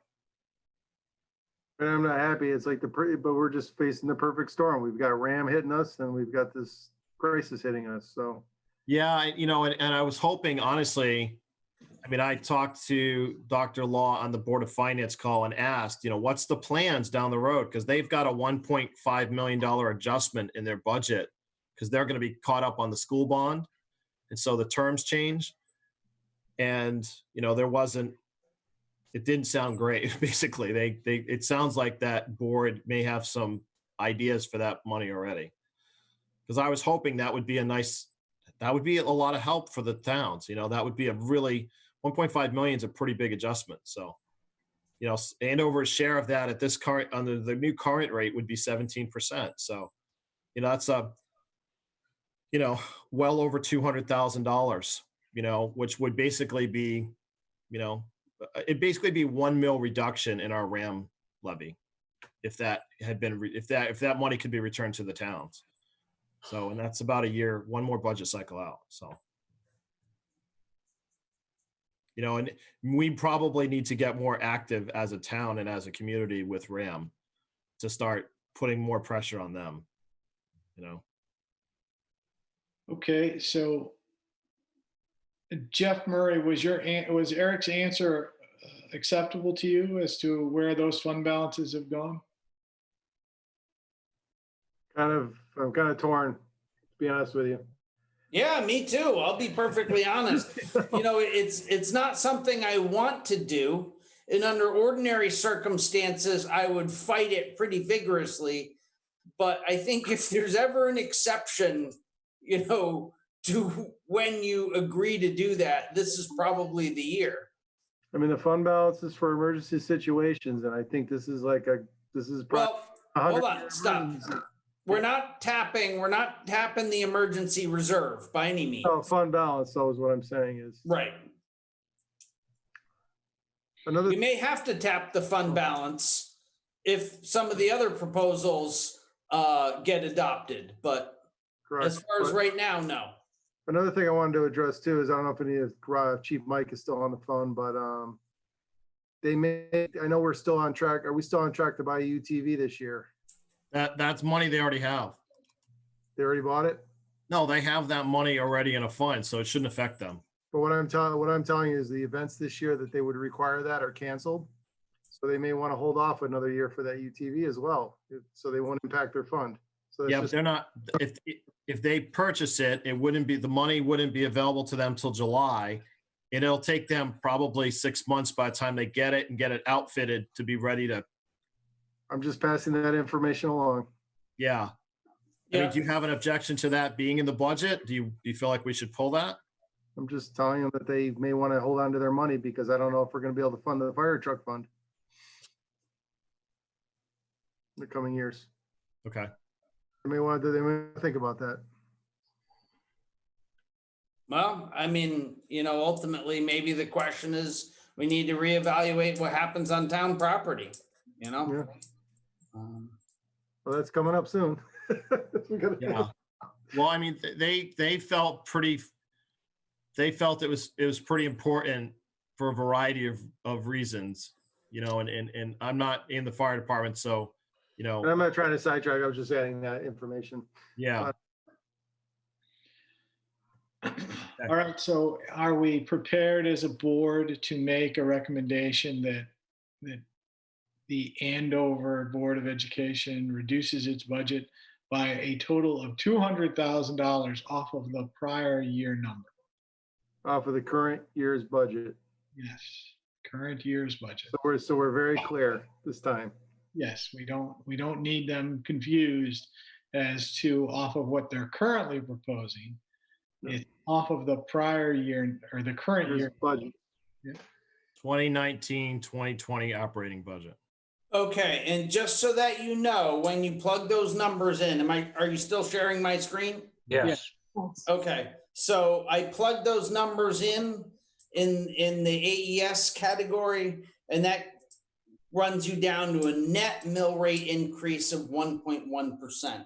If AES is cut $200,000 from last year's budget, just so that you have the numbers and where that all ends up in the grand scheme of things. And so, Adrian, you were talking about keeping the budget increase at around 2, right? Yeah, I mean, you know, we're at 1%. It's, you know, you're less than half a mil. So, right. I mean, given that RAM, you know, and sort of part of this conversation is that as RAM goes up, AES has to go down in some regards. You know, because one of the reasons our share of RAM is going up so dramatically, the RAM budget's only really going up 1.5%, but as you can see, our share is going up almost 8%.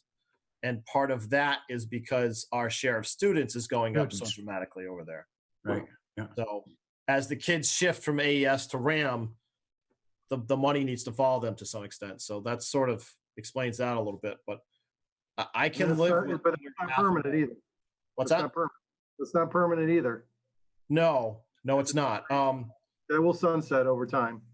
Yes. And hopefully that will be our help in the next couple of years. I mean, hopefully. That puts us at under $500,000. Now, Eric, my only concern is if we're talking about this and this is what we're looking at adopting, what are we doing to not then be using those fund dollars? Because I didn't see the change on the screen show up yet. So this gets your percent mill rate increase. If you want to use less fund dollars, we'll decrease this number right here, the reallocation, by whatever thing you feel is appropriate. What if we funded the multi-use building this year, Eric? What would that do? Well, how much do you want to put in it? Put some in it, see what happens. It's gonna go up, Scott. Well, I mean, 100,000 is basically, well, if you put in $264,900 or $300, that would be a 1 mill rate increase. So if you put in half of that, it would be a half mill increase. Just depends what you want to put in. Jeff, what do you have to say? Well, I'm trying to work through your spreadsheet there, Eric, just so I can understand it. So if we're asking at Andover Elementary for a $200,000 decrease. Right. Yeah. So that number up top should be 200,000. RAM, we're not saying anything about RAM. Right, not yet. So we're at a $295,000 decline in total taxation dollars. Is that accurate?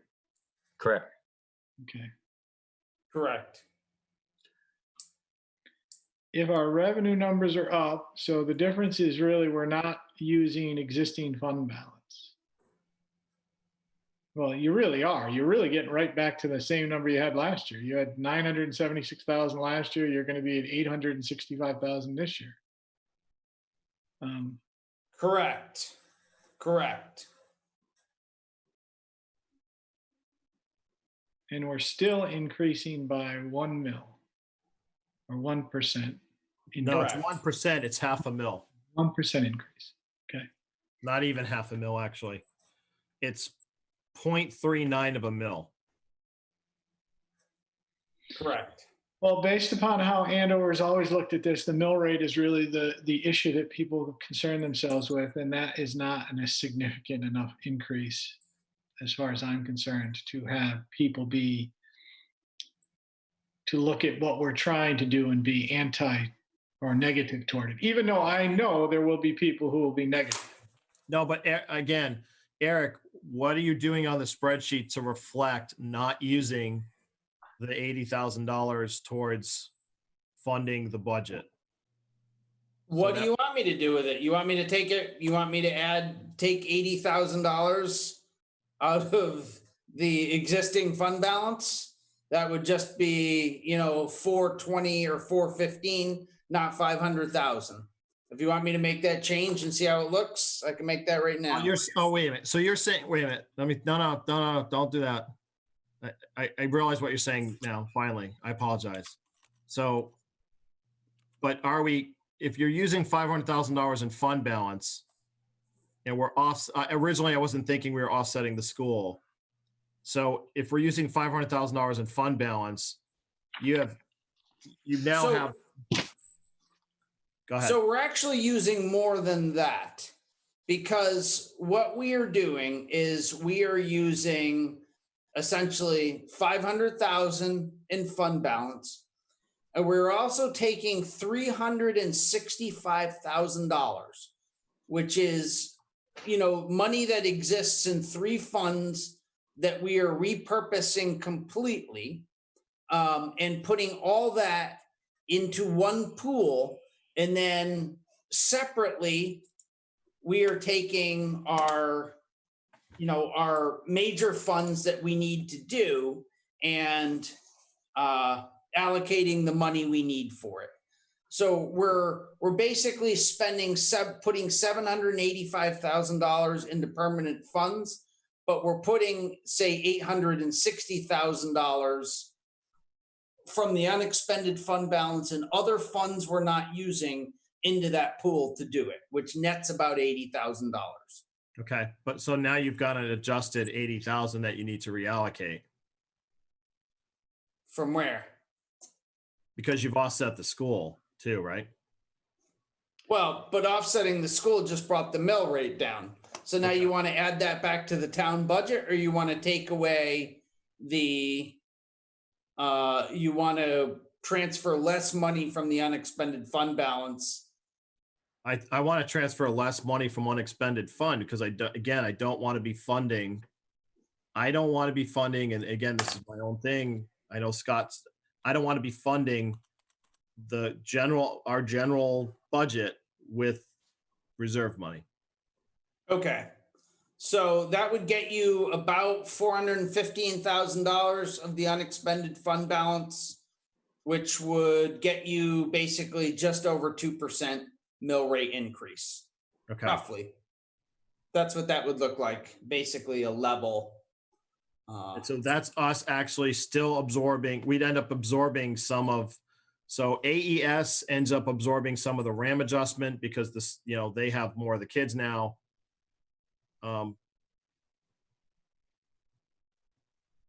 Yeah, because on it. What's that? That's true, Adrian, because I mean, people can't look at we're not cutting Andover Elementary or offsetting it.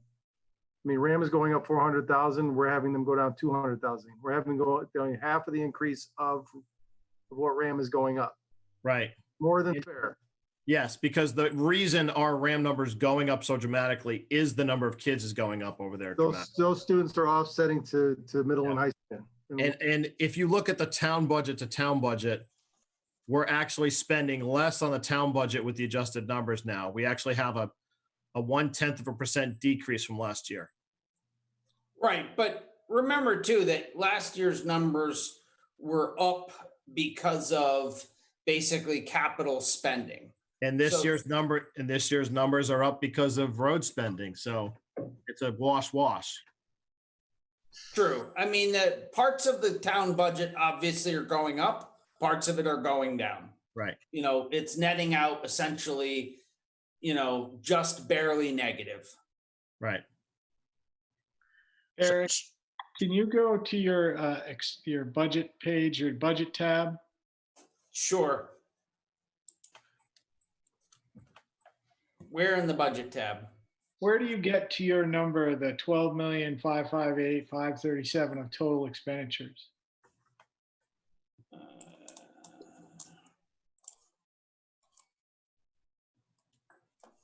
Budget totals. So that's the number right there. Right. So the AES number has been decreased. Okay. All right. So Adrian, the issue ends up being on the other page. Now go back to the revenue page tab, Eric. Yep. So that use of existing fund balance of 415 now nets out so that we're not using our fund balance for operational expenses. Yes. Okay. And Yeah, but we are using existing funds, correct? We are, but we're using existing funds essentially for capital funds. I mean, in the end, what we're doing is we're taking unexpended fund balance and we're transferring unexpended fund balance and other funds that we're not going to use into permanent funds for road work and tree work and all the things we need to do. If it's like one time fix it expenditures, I'm fine with that. I just don't want to use it to offset our budget, like Adrian said. Like if it's for tree work that we're going to recur once to. Yeah, exactly. I have no problem with that. It's just the using it to offset our percent increases. I couldn't support that. okay. So Eric, where in your spreadsheet does it show the use of basically $790,000 and how we can look at this and see that we're using it for one-time capital expenditures? I know a good portion of this is going to Bunker Hill Bridge. So, I mean, we are not, they are not all one-time capital expenditures. Because, I mean, in the sense, you know, these things are all funds. They're basically, they're not one-time expenses. They are ongoing expenses. We should every single year put $100,000 into this, because on average, every 15 years, the fire department's going to spend about $1.5 million in equipment. You know, we should be putting 110,000 into this, because on average, if you look at the life expectancy of all their equipment and what it costs, that number's about $110,000 a year. So those really aren't, I mean, we're kind of blurring the line between what is a one-time expense and what is a, you know, ongoing expense. You know, road work, you know, we are spending all the money out of road work out of the unexpended fund balance, when in the previous budget, we were spending $300,000 from direct taxation, because we all understood that year in, year out, we need to put a minimum of $400,000 a year into road work. So it's kind of, you know, pulling out $80,000 and saying, this is the part that we're not accounting for. I mean, do you know what I mean? correct, but if we were going to do it exactly the way we wanted, we'd be raising taxes significantly, which I don't think this board has an appetite to do. We do not. So what we're looking at is we're looking at $785,000 of capital expenditures. Correct. And we may fool ourselves, and Eric, I think that's what you're trying to tell us. We're going to fool ourselves that these are not,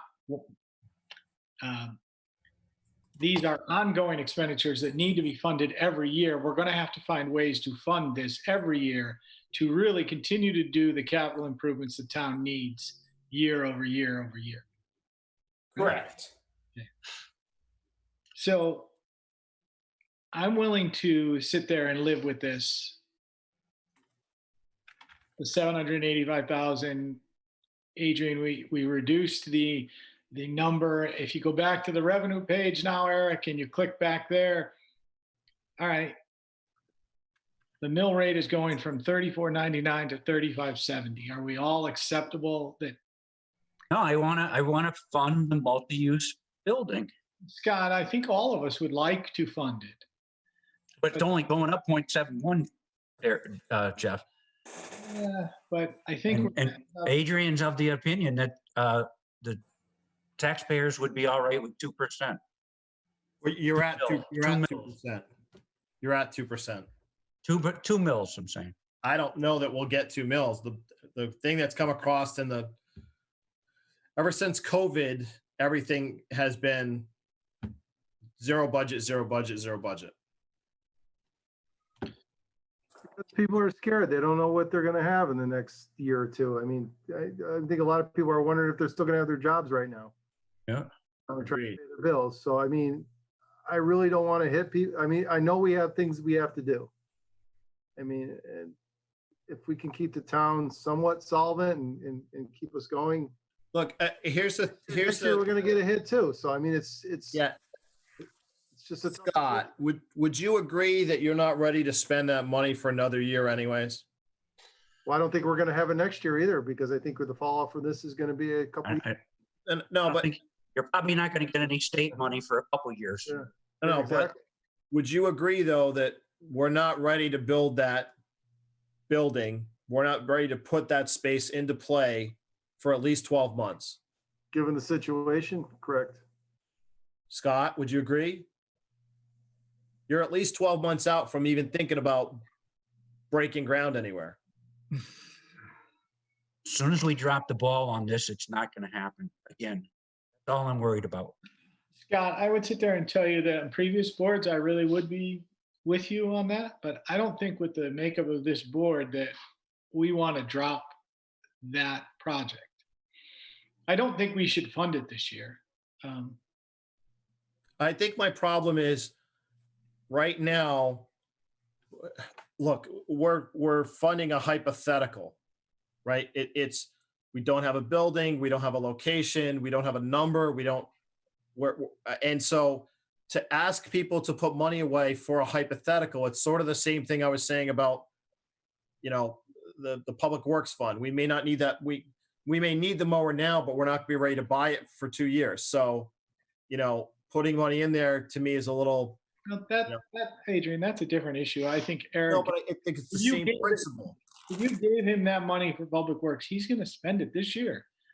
I mean, the building is a different issue. I'm agreeing with you and Jeff related to the building, and I don't put Scott off easily because I do believe that we need to do that for our seniors.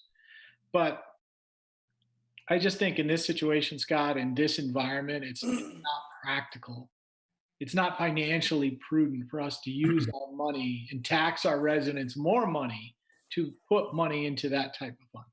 That's not something I'm willing to support. It's something I want to do. There's no doubt about it. I just don't think right now in this budget cycle, we should look to do that. All right, and I'll buy into that, but I figured if I'm the only one that's gonna say anything for the senior center in this budget, I needed to say it. That's fine. But don't think you're the only one. I know Jeff Murray wants to do it. And I know Adrian. I definitely want that building constructed. And I think that most of the seniors will agree with it, with the circumstances that's going on. I think they're probably going to say, we might have to wait a year or two more. No, that's not what they said really, Jeff. I mean, we've done some improvements at the community center and we've done some things to try to do some transition. So, I mean, it's tough. It's a tough, I mean, it's tough. All right. So are we willing to sit there and take our numbers the way that Eric has them currently constructed with a 2% increase, a mill rate of 35.70, and present that to the Board of Finance? Somebody want to make a motion to sit there and move this forward? What do we want to do?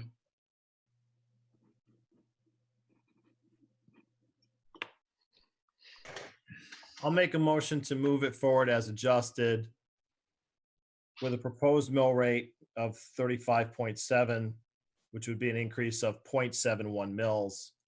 That includes the 8% increase that we are assuming from RAM, which in and of itself is better than 2.5 mils. Someone want to second that? I'll second that. Any further discussion? Question, what's gonna happen if AES comes back to us in the next month and says we can't cut 200,000? Well, the Board of Finance would make presenting this, that adjustment. we're just presenting this to the Board of Finance. If the Board of Finance chooses to accept less, it's on the Board of Finance at that point in time.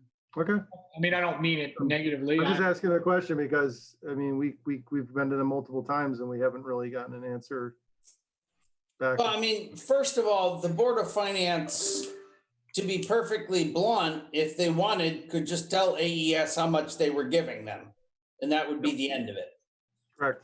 Now, hopefully there'll be a little dialogue about how that can occur rather than just a blunt statement, but that is legally, that's what's possible. They cannot make the school cut any particular, and they can't tell them how to allocate their money. No, But the Board of Finance can give them a bottom line number exactly. if they so choose. The Board of Finance has seemed willing at least to do that to the $100,000 cut. I don't know that they'll do it for this 200, but given the discussion, it seems fair. Okay, so we're just providing guidance to the Board of Finance as to where we would like them to how we would like them to go after our priorities. So these are our priorities. They're going to try to fund them, and we're going to try to get done what we can for the Yeah. betterment of the community. So, But again, considering 1.5 mils is the increase from RAM alone, the fact that we are looking at a point, half of that, only half of that would be an increase to the town. If we can do this, that seems really fair. We're not looking at a town budget increase at this point.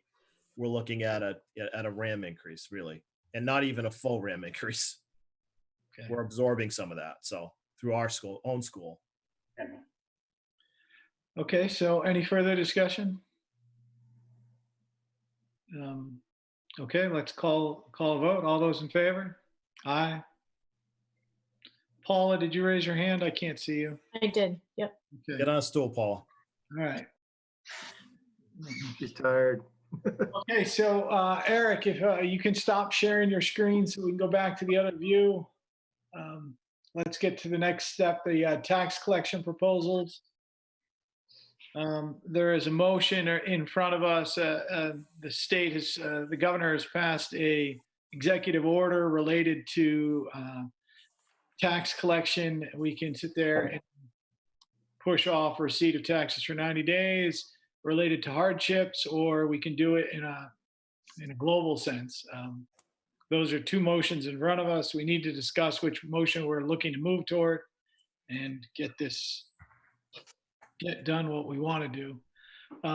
I personally believe that a 90-day extension should only be given for those who show or can show a hardship to the tax collector.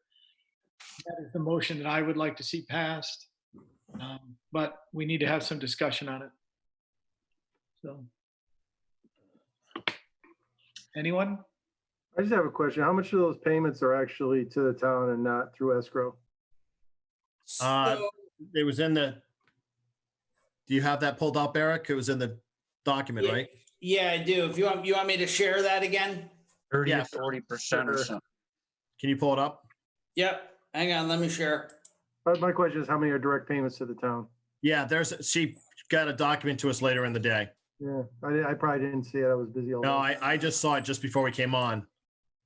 Yeah, unfortunately, we didn't get it. Barbara was madly working on it at the beginning of the day. So the first thing is that Can I unmute for a moment? What? Yep. Oh, okay. Yeah, this weekend, I was talking to the tax collectors, so I just decided to put something together, not even, because anyone asked for it. Well, wait, just so we're clear, I asked for this from her 3 weeks ago. From the tax collector? Yes. Oh, no, I didn't know that. I had a phone call with her and we were trying to discuss what the implications would be of our deferrals. Do you remember? Okay, well, what I put together was just from her information, and I didn't even think you'd want to address it tonight, or I would have sent it to the whole board. But Yeah. her conversation to me was about 40% is escrow. Yeah. So the reason this came up, Barbara, is if we were looking at deferring allowing people to pay all electronically, the escrow ones do not come in they wouldn't cost us.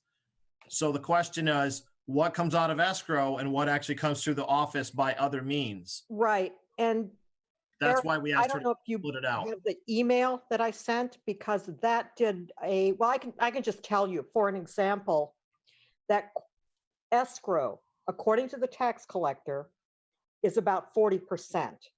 That Yep. comes in the first month of the quarter. That's why I've highlighted that red, for example, quarter 4. But if you look at quarter 1, July, I'm looking at, the 2.077. Eric, I don't know if you have that. Let me just grab my calculator. We have a spreadsheet in front of us. So the bottom line is the first quarter, if you look at what comes in, it's pretty substantial. So we're talking about putting off, and remember, that's only 60% of or only 40% of what comes in in terms of just mortgages that are escrowed. It doesn't come into play with all the other personal property. Okay, the So- memo I had, Eric, was about 40% of that 2 million, about 831,000. This is like if taxes were flat for the next year. That was, an example of the last time we had a first quarter July. If taxpayers, if you did a blanket, and the only thing you could count on coming in was the escrow, and if the 40% number is correct, then you'd be looking at, if every taxpayer who was eligible took advantage of it, you'd be looking at about a 2.5 million deferred. Right. That would be pushed off for 3 months. In another graph, I graphed the cash flow from data I have from over the last 3 years. Did you put that one up, Eric? I'll put that one up in a second. Okay.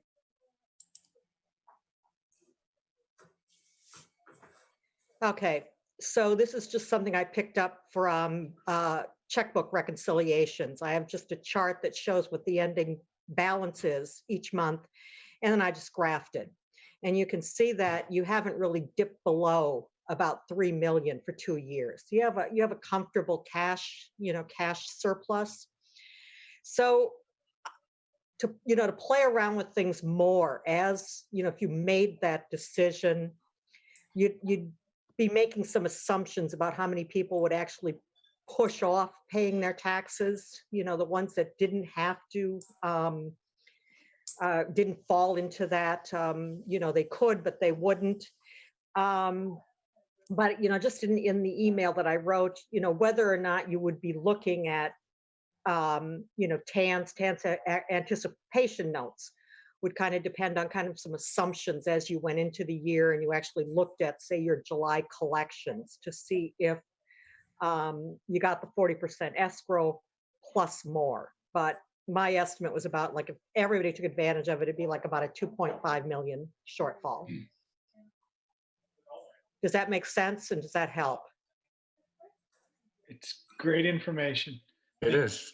Nice graph. Well, anyway, the issue from my end is that a question of the way the motions are written, I don't believe we should make this a blanket,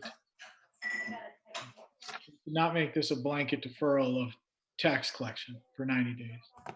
Because I don't care how many people take advantage of it. This should be, these are trying times. There are going to be some people that really need help, and they have every right to go to the tax collector and to the town and sit there and say, okay, hey, I'd like a deferral of my taxes to be paid. I totally understand that. I am not a believer in allowing this to be a blanket. Do we know what the requirements are for? And what are they going to require? They just say hardship. His executive order was hardship. Right, and part of the concern on the tax collector's part is she was very nervous about ending up being the person that's the arbitrator of hardship and what the commission would want her to prove before something was hardship. I mean, do you want their unemployment slips? Do you want their bank statements? What in your mind as a commission demonstrates hardship? Or is it just that they asked for it? Or is there some specific metric that you want to apply? Dennis, can you unmute Dennis, please? He's raising his hand. Paula?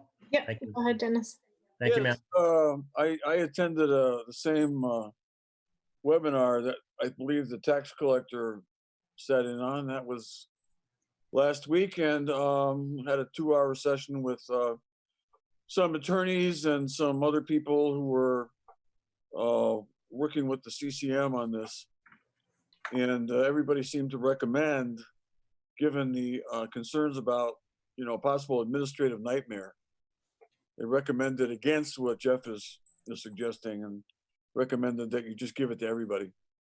Now you'd have to, you have, because you collect your taxes four times quarterly, you're gonna have a 90-day deferral of the April 1 payment, which is already underway, and then a 90-day deferral of the payment due on July 1.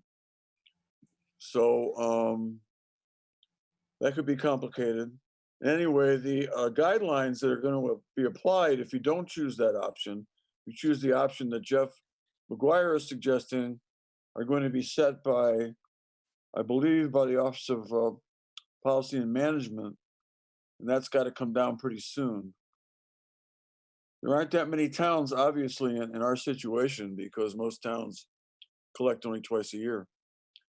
But unfortunately, the start date for all this was back in March, retroactive.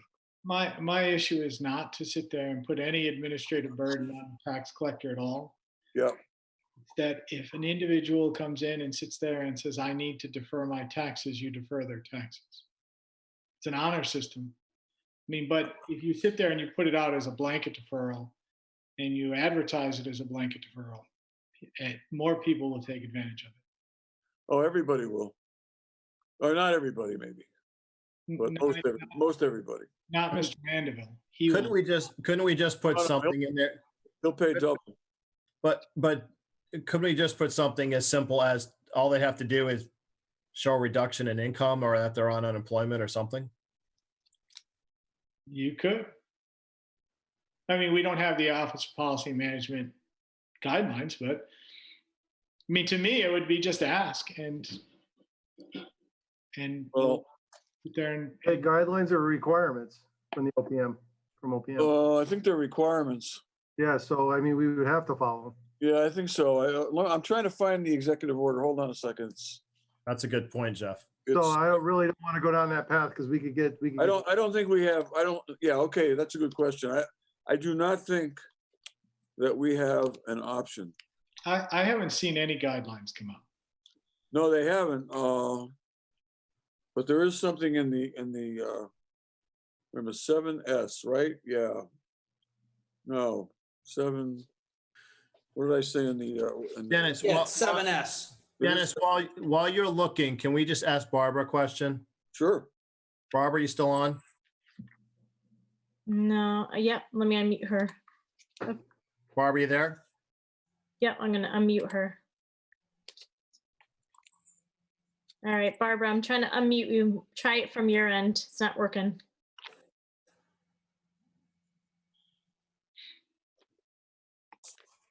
Okay, what do Sorry you? about that. I misplaced my mouse. Go ahead. No, so the question I have is, you said that initially that doing this you didn't think was a problem initially, but we would run into a problem when exactly if people took advantage of it? Well, I think if you got into July and you could see how many people paid their real estate, how many people just decided not to even, like they have the money and they're going to go ahead and do it. They're not out of work or for whatever reason can't pay, that they may just go ahead and make their payment. It would kind of depend on collections, I would say in the early part of July, and then you would have to make a decision about whether you would need some short-term financing. Really? July of this year? She just gave us a graph that said we have a $3 million balance. If everyone took advantage of not paying their taxes, we would be down to zero very quickly. the point in time that they started paying on the second quarter in the second cycle. Yeah, I'm not willing to risk that personally. No. Yeah, as I say, just based on my calculations, it would be a hit of about $2.5 million for the quarter that you'd be deferring.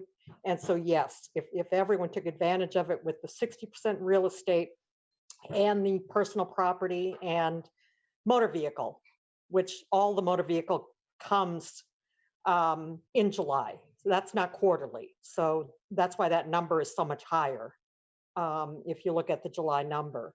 So all of that would be anticipated in July, 60% real estate, quarter personal property tax, but all your motor vehicle. So yeah, it could be up to a 2.5 million decrease in revenue.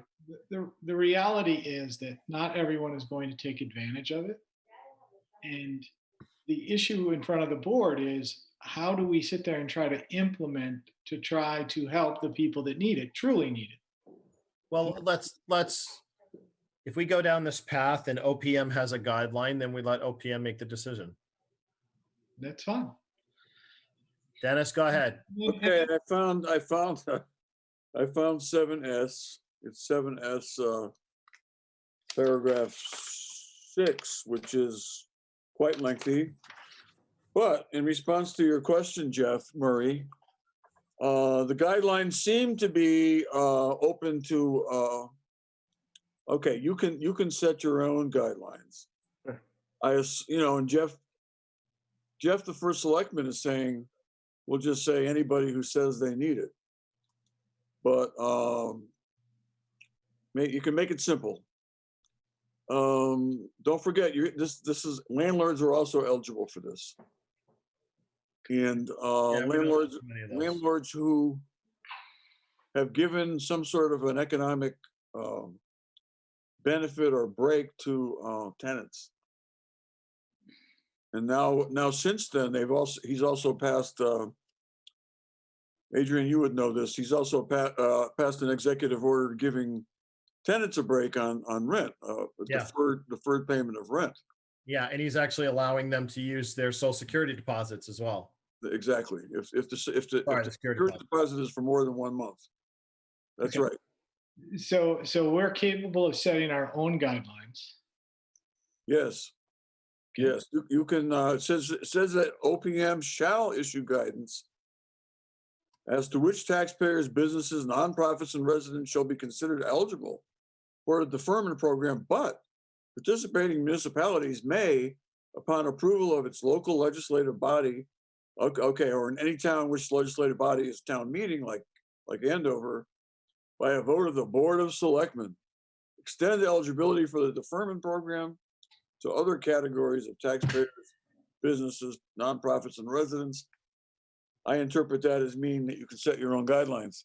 Okay. But if you're going to do that, you got to do it tonight, Okay. or you got to have a special meeting next week, because the deadline for making your choice is April 25th.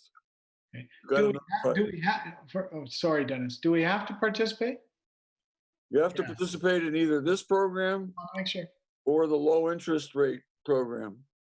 Okay. Which is a separate program. And that program requires you, if you participate in that, you have to choose one of the two. And if you choose that program, then what you do is you reduce the, it's 18% a year for those who don't pay. You reduce the interest rate for a certain period of time, I believe 90 days. I didn't look at that very carefully because we did, Eric suggested that we were going to choose the other program, the deferment program, but I said, yeah, it is for 90 days. You reduce the annual percentage interest for those 90 days, and you'd have to do 2 90-day periods because you have quarterly payment to 3%, which it's now, of course, 18% per year. Now that requires a calculation, and again, on the webinar, everybody said, "Oh, nobody's going to want to do that. That's too difficult." But Jeff McGuire, you're an accountant, so Eric, you tell me.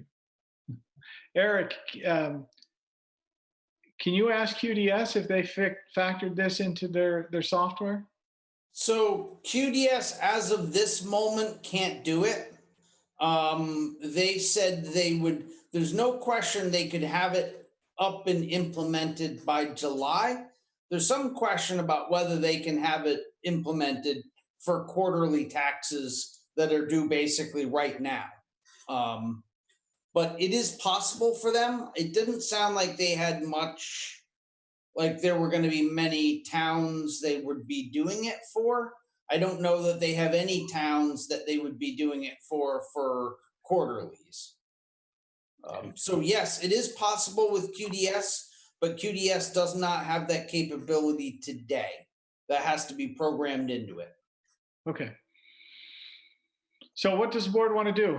Do you want to make a blanket pass for all of town residents for 90 days? Do you want to sit there and put in some type of guidelines Do you want to do it tonight? Do you want to do it at a special meeting? What's your pleasure? Can I ask a quick clarifying question? Sure.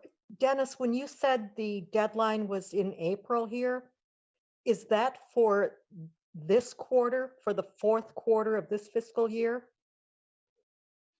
That's for choosing which of the two programs you are going to become involved in. Either the tax deferment program or the low interest rate program. You have to make that decision in April. One or the other. That's right. It And says it will affect this last quarter, this fourth quarter and first quarter. Just the first. Correct. Good. Yeah, Well, the April taxation period is done. Okay. No, this would affect the April taxation period. Yes. Because they backdated it to a date in March. So the 6 towns in Connecticut that do quarterlies get stuck with this for this one also. Okay. So what does the board want to do? Because now this is going to impact us out through September. What's the downside of doing the low interest one? Sounds like software. Yeah. The immediate downside is software. The longer term downside is trying to explain to people what their actual bill is. You know, it's hard enough to get it through people what they're paying right now. When you start talking about this much interest for this period and this much interest for that period. How hard is it to say your interest was deferred for the 90 days or the what have you, and then after that, this is the percentage rate? It shows up on the bill. Yeah. I mean, but listen, our bills for April were already printed, so. We have a fairly competent tax collector. I think she can handle this. Or sorry, I mean, No, I don't disagree. Well, your very competent tax collector very much does not want you to do the adjusted interest option if she can help it. Yeah, but she also doesn't want us to do the option where she is responsible for determining that they meet the guidelines or don't. So in essence, she doesn't want to do either one of them. So from my standpoint, the board's going to make a decision as to what we want to do, and we're going to get it implemented. As I said, my guidelines would be if they ask for it, they get it. If you don't ask, you don't get it. I mean, and does that mean that all 3,000 of our real estate residents are going to come in and ask for it? No. I think the only concern I have with what you're suggesting is you're going to end up with people that miss the bill or whatever reason don't pay on time and then come in after it's late and say, oh, I want it now. Okay, then do the interest rate because it's the cleanest way. That's what I think. Okay, let's go. Paula? Well, you have to prove a hardship, right? Not on the interest rate. No, on the other one, like Adrian was talking about, the people that missed their bill, right? They'd have to prove a hardship. Well, Jeff is suggesting no. He'd give it to everybody. Yeah, but they didn't ask for it. So I'm asking for it now. I'm 3 months late. I know. I don't care that you were late. You didn't ask for it. Here's the timeline. Here's the guideline. The guideline is come to us in the time frame that you're supposed to pay your bill.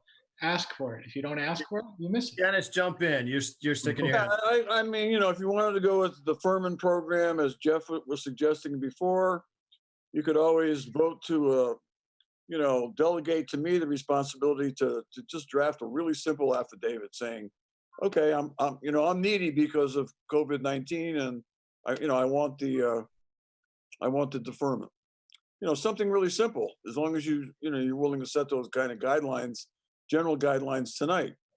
On the other hand, if you go with the low interest rate program, my thought just came to me is that most people pay their taxes on time, and there's the interest question doesn't come up. I mean, I think the assumption is a lot of them won't because of loss of income due to COVID-19. I don't know, but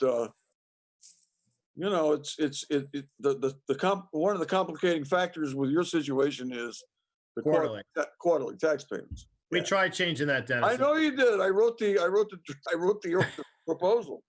I was disappointed when it was shut All down. right, so as a All right, matter of course. Jeff, matter- can we hear from the other select persons that haven't said anything? Scott, Paula, Go ahead, let's go. Paula? I'm in favor of Jeff's suggestion. Which one? We got two Jeffs. Jeff McGuire's suggestion. So you don't like the interest rate option? If nobody pays their taxes for 90 days, we're going to be in a hardship. The town's going to be in one on their own. Well, but Jeff is suggesting we just give it to everybody. No, he did not say that. He said people that come in and ask for it. Yeah, but they won't have to prove anything. You just give it to them. Yeah, I want it. Give it to me. Listen, if you ask me which way as long as QDS can do the interest rate transaction calculation, I'm in favor of that because that's cleaner. It really is. It's just cleaner. Either you decide you want to pay your taxes on time and not incur any interest. I mean, because Dennis O'Brien, the interest rate is 0 for the first 90 days. No, it's 3% for the first 90 days. Okay, but let's do the interest rate one because people won't want to pay interest. Most people won't want to pay interest if they can avoid it.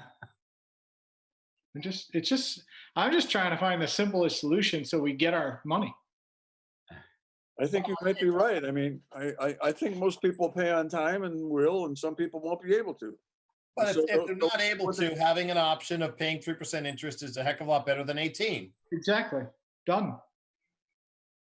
Yeah, the 18% interest is a real incentive to pay. Paul, are you awake?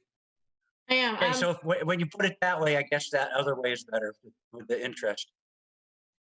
Okay, I mean, then I guess we'll have to go back to QDS. I don't know when they can implement it. It's going to be a little bit of a cluster since we're already collecting. But we'll work it out. It won't really affect you, Eric, until we get somebody that's late. No taxpayer knew that anything was going to happen on that quarter. Oh, no, don't think that. I fielded probably at least 10 calls from residents asking me whether we're going to defer their payments. And I said, I cannot give you any guidance. That's a Board of Selectmen's decision. They will make their decision tonight.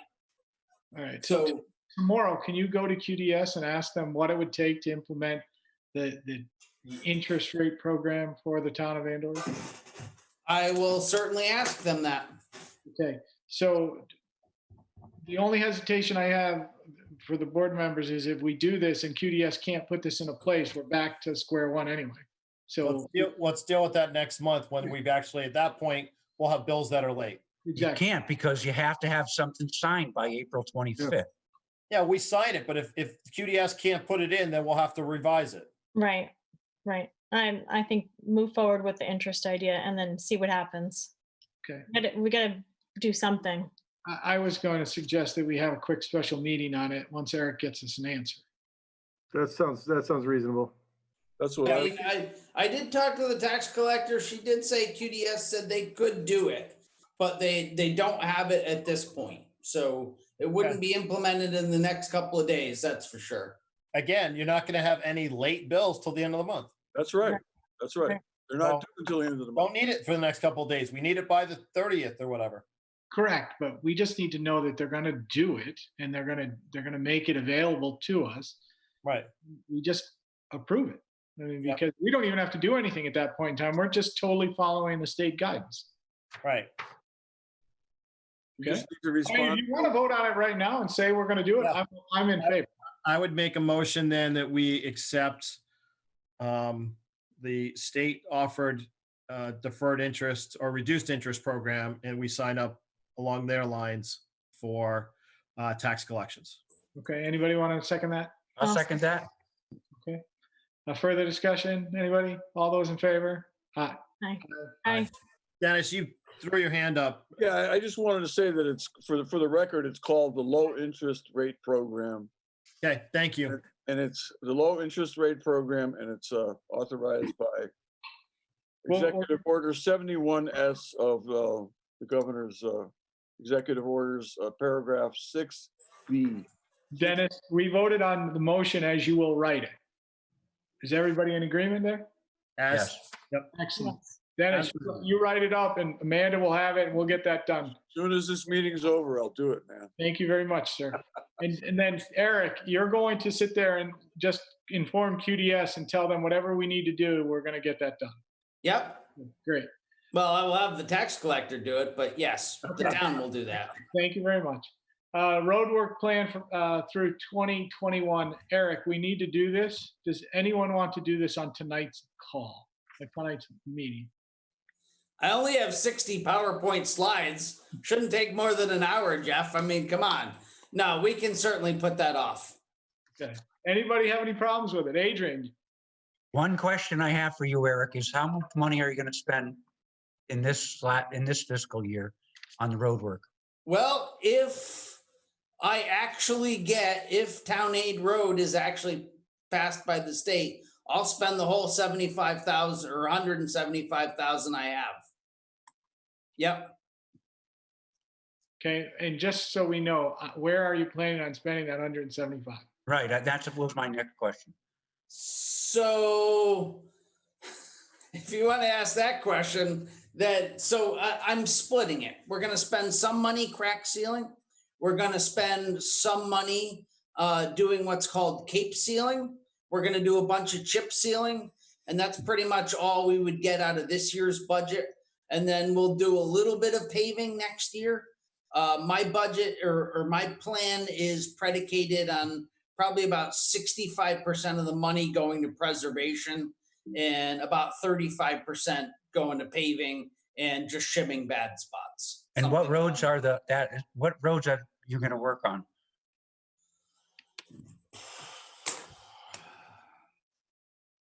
Just off the top of your head, Eric. I'm not going to pressure you into it. All of it. School Road, Giravati Road, Townsend will be worked on. You're going to fog seal that? Yep, Townsend will be fog sealed. What about, what road do you live on, Scott? I want your road to be done, Adrian. I did it last year. I got paved. He gets no public services from Andover. No, I'm a state road.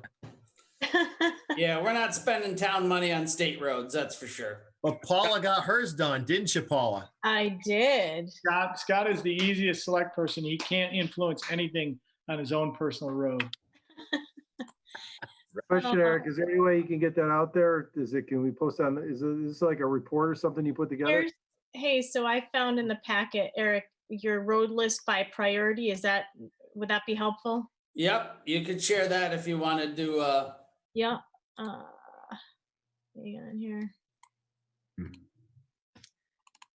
I read that, but it didn't say what you were going to do this year before July. So here's road list by priority, and he's got it listed out. So here's my problem, Scott, is that, we got 2.5 months left in the fiscal year. Mm-hmm. And I actually don't have 2/3 of what I was going to spend this, left. I mean, I've got 75,000 in the budget that can be spent, and we'll definitely spend that. And if the state freaking passes Town Aid Road, I'll spend the other 100. But, I mean, I wish I had more faith in the state that they were actually going to pass it. But until the bond commission passes the bond and we actually have the money, I mean. So you really got 75. So I definitely have 75, Mm-hmm. And then next year, what we spend depends on what we do. Depends on the budget, and it depends to some extent on next year, whether Town Aid Road, we get Town Aid Road again next year. You might not. Yeah, I mean, I don't disagree with you. Okay. Thank So, you. In this list, just so I understand it, the fog ceiling, $40,000. Yep. So you're saying Windrush, East Street, Townsend Road, and Sunset Lane? Yeah, and the walking track. Yeah. So you're going to seal the walking track at the And veteran. Eric, I just wanted to say thank you for putting that on there. Yeah, no problem. So, Is that yeah, undue so, influence by Scott Person? He's That's my so road. here- he's the maintenance director at the. That's my road down there, Adrian, okay? So I did get something for myself. Okay. And so shimming done, Bear Swamp West, Shoddy Mill, Merritt Valley. Okay. And then can you go down to a little more, Paula? Mhm. How about I do this? Is this better? There you go. Thank you. Okay. So the priority list on the chip sealing will be done next year as we move forward. so actually, if I do have the whole 775,000, I'm gonna do a lot of the chip sealing in this year's budget, presuming Comer can meet that deadline. Because so with 175,000, I want to essentially spend some of the money on shimming. Because what happens is the roads you're going to chip seal all have some bad spots.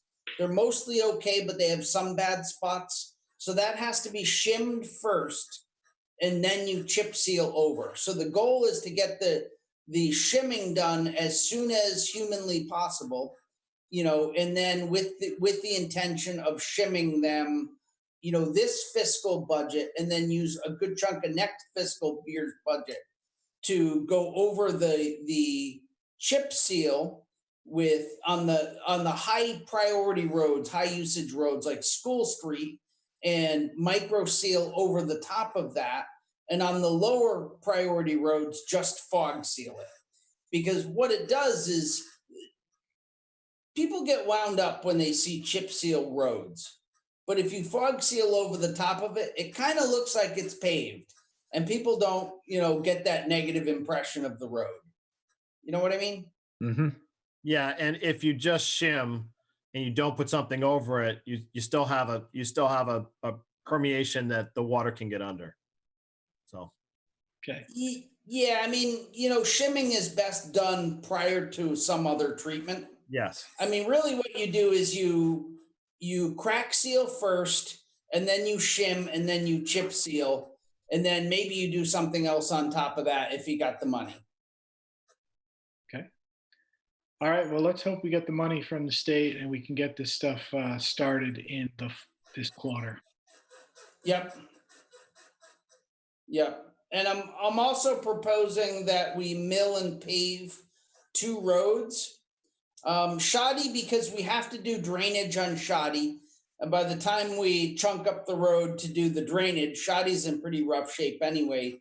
So it would make sense to do it all at once, do the drainage, and then kind of finish the project off in the end by paving it.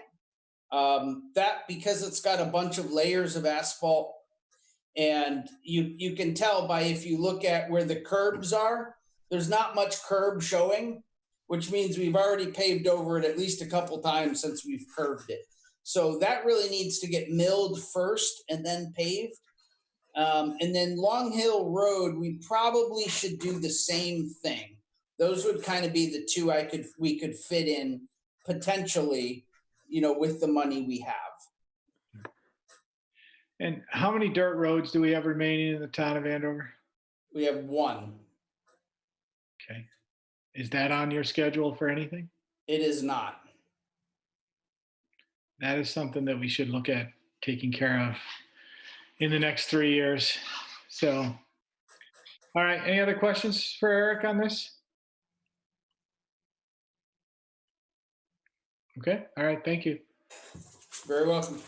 Let's go. So now we're on to the annual report 2018, 2019. And before you get started, Amanda, I owe you something, right? Well, I was going to share that the report is all done. Oh, good job. You got it done without me. Thank you. Still waiting for just 1 or 2 more things, but it's all done and it is ready to go and be posted on the town website once we have the auditor report from Barbara. And she said it will be done at the end of the month. Okay. You're in good shape. Thank you, Amanda.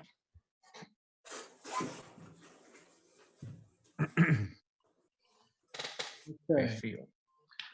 So let's sit there and go to number 8, approval of meeting minutes, the approval of the Monday, March 9th. No, we have to do G, the field. We have to talk about the field. What about the field? Sorry, we wanted You to already talk got your ceiling. access. Go ahead. This was Jeff Murray added it in additions and deletions.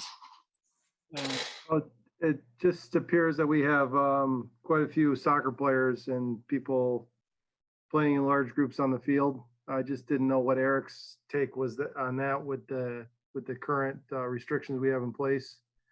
So I know, Scott, you sent me an email the other day saying you saw minimal people, but Saturday I saw some people there in close proximity. They're like high-fiving each other, and I don't think they were cohabitating family. They looked like teenagers or college kids.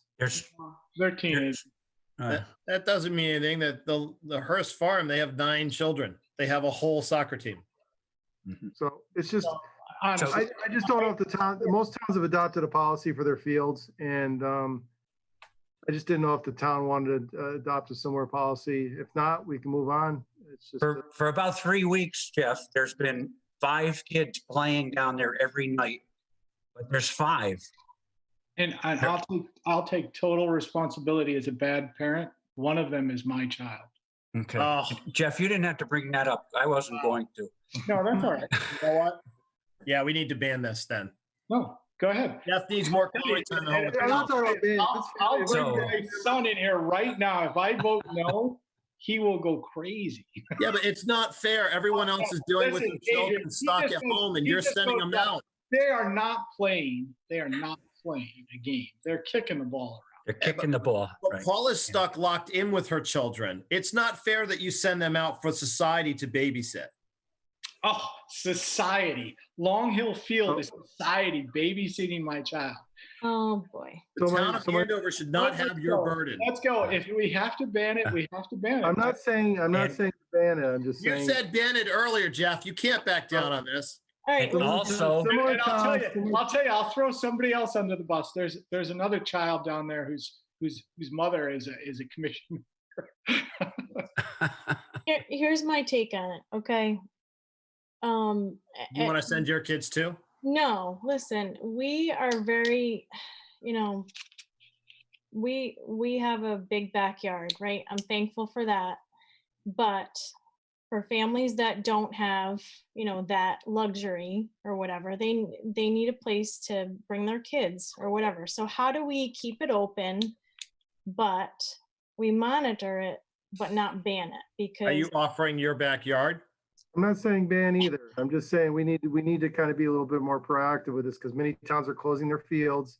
And I just want to have Andover be a meeting place for, groups to get together if we don't have Right. a policy in place. and Jeff, I've been very proactive about this because I've been watching it. There was, 5 kids that Jeff sends down there every afternoon. And there was a family. Then there was a family down there, and it was a whole family. There was 5 kids. and they're all sharing. Okay, and they're from a family, so they're all playing soccer together. So if there was 6, I could say something, but it's always been 5. So there's But nothing Jeff I can doesn't say have about it. 5 kids. I'm just They bringing just it have up. to stay within the state regulations. That's it. I only have 2, but those other boys, they're my sons too. So I worry about them as well. I mean, listen, if you guys want to know where there's people in traffic, come around and watch how many people are walking the lake Right. all the time. You get stuck over on the dam area and you're waiting for people to come by. I mean, listen, you have to use common sense. I get it. I mean, but it's hard for me as a dad to sit there and say that I don't want my son down there kicking the soccer ball and I'd rather him in front of his computer playing video games. Right. I mean, and listen, wanted to mention it, that's all. if he's not down there playing soccer, he's fishing on the lovely riverbank that the town administrator and our other first selectmen made accessible for fishing. And by the way, when Scott Person stocked the Hop River so that people could go down there and do the outdoors, my son was down there immediately to try to catch fish in a barrel. So And he caught 7. thank you for doing that, by the way. He caught 7. He Okay, caught. let's take a, we'll just monitor it then. That's fine. No, Jeff, if you make a motion, I will second it. I'm waiting for that motion. No, I just don't know what motion we would make at this. There's no motions. There's no motions. I just, No, it's We can. no we're, motions. we're having, there's similar. Listen, well, listen, if we want to make a motion to put a sign down there and get a sign made for what type of activities that we approve. I mean, I don't really even feel we should go there, because then when we go there, we get ourselves in. I know. We allow common sense to take over, and Common sense.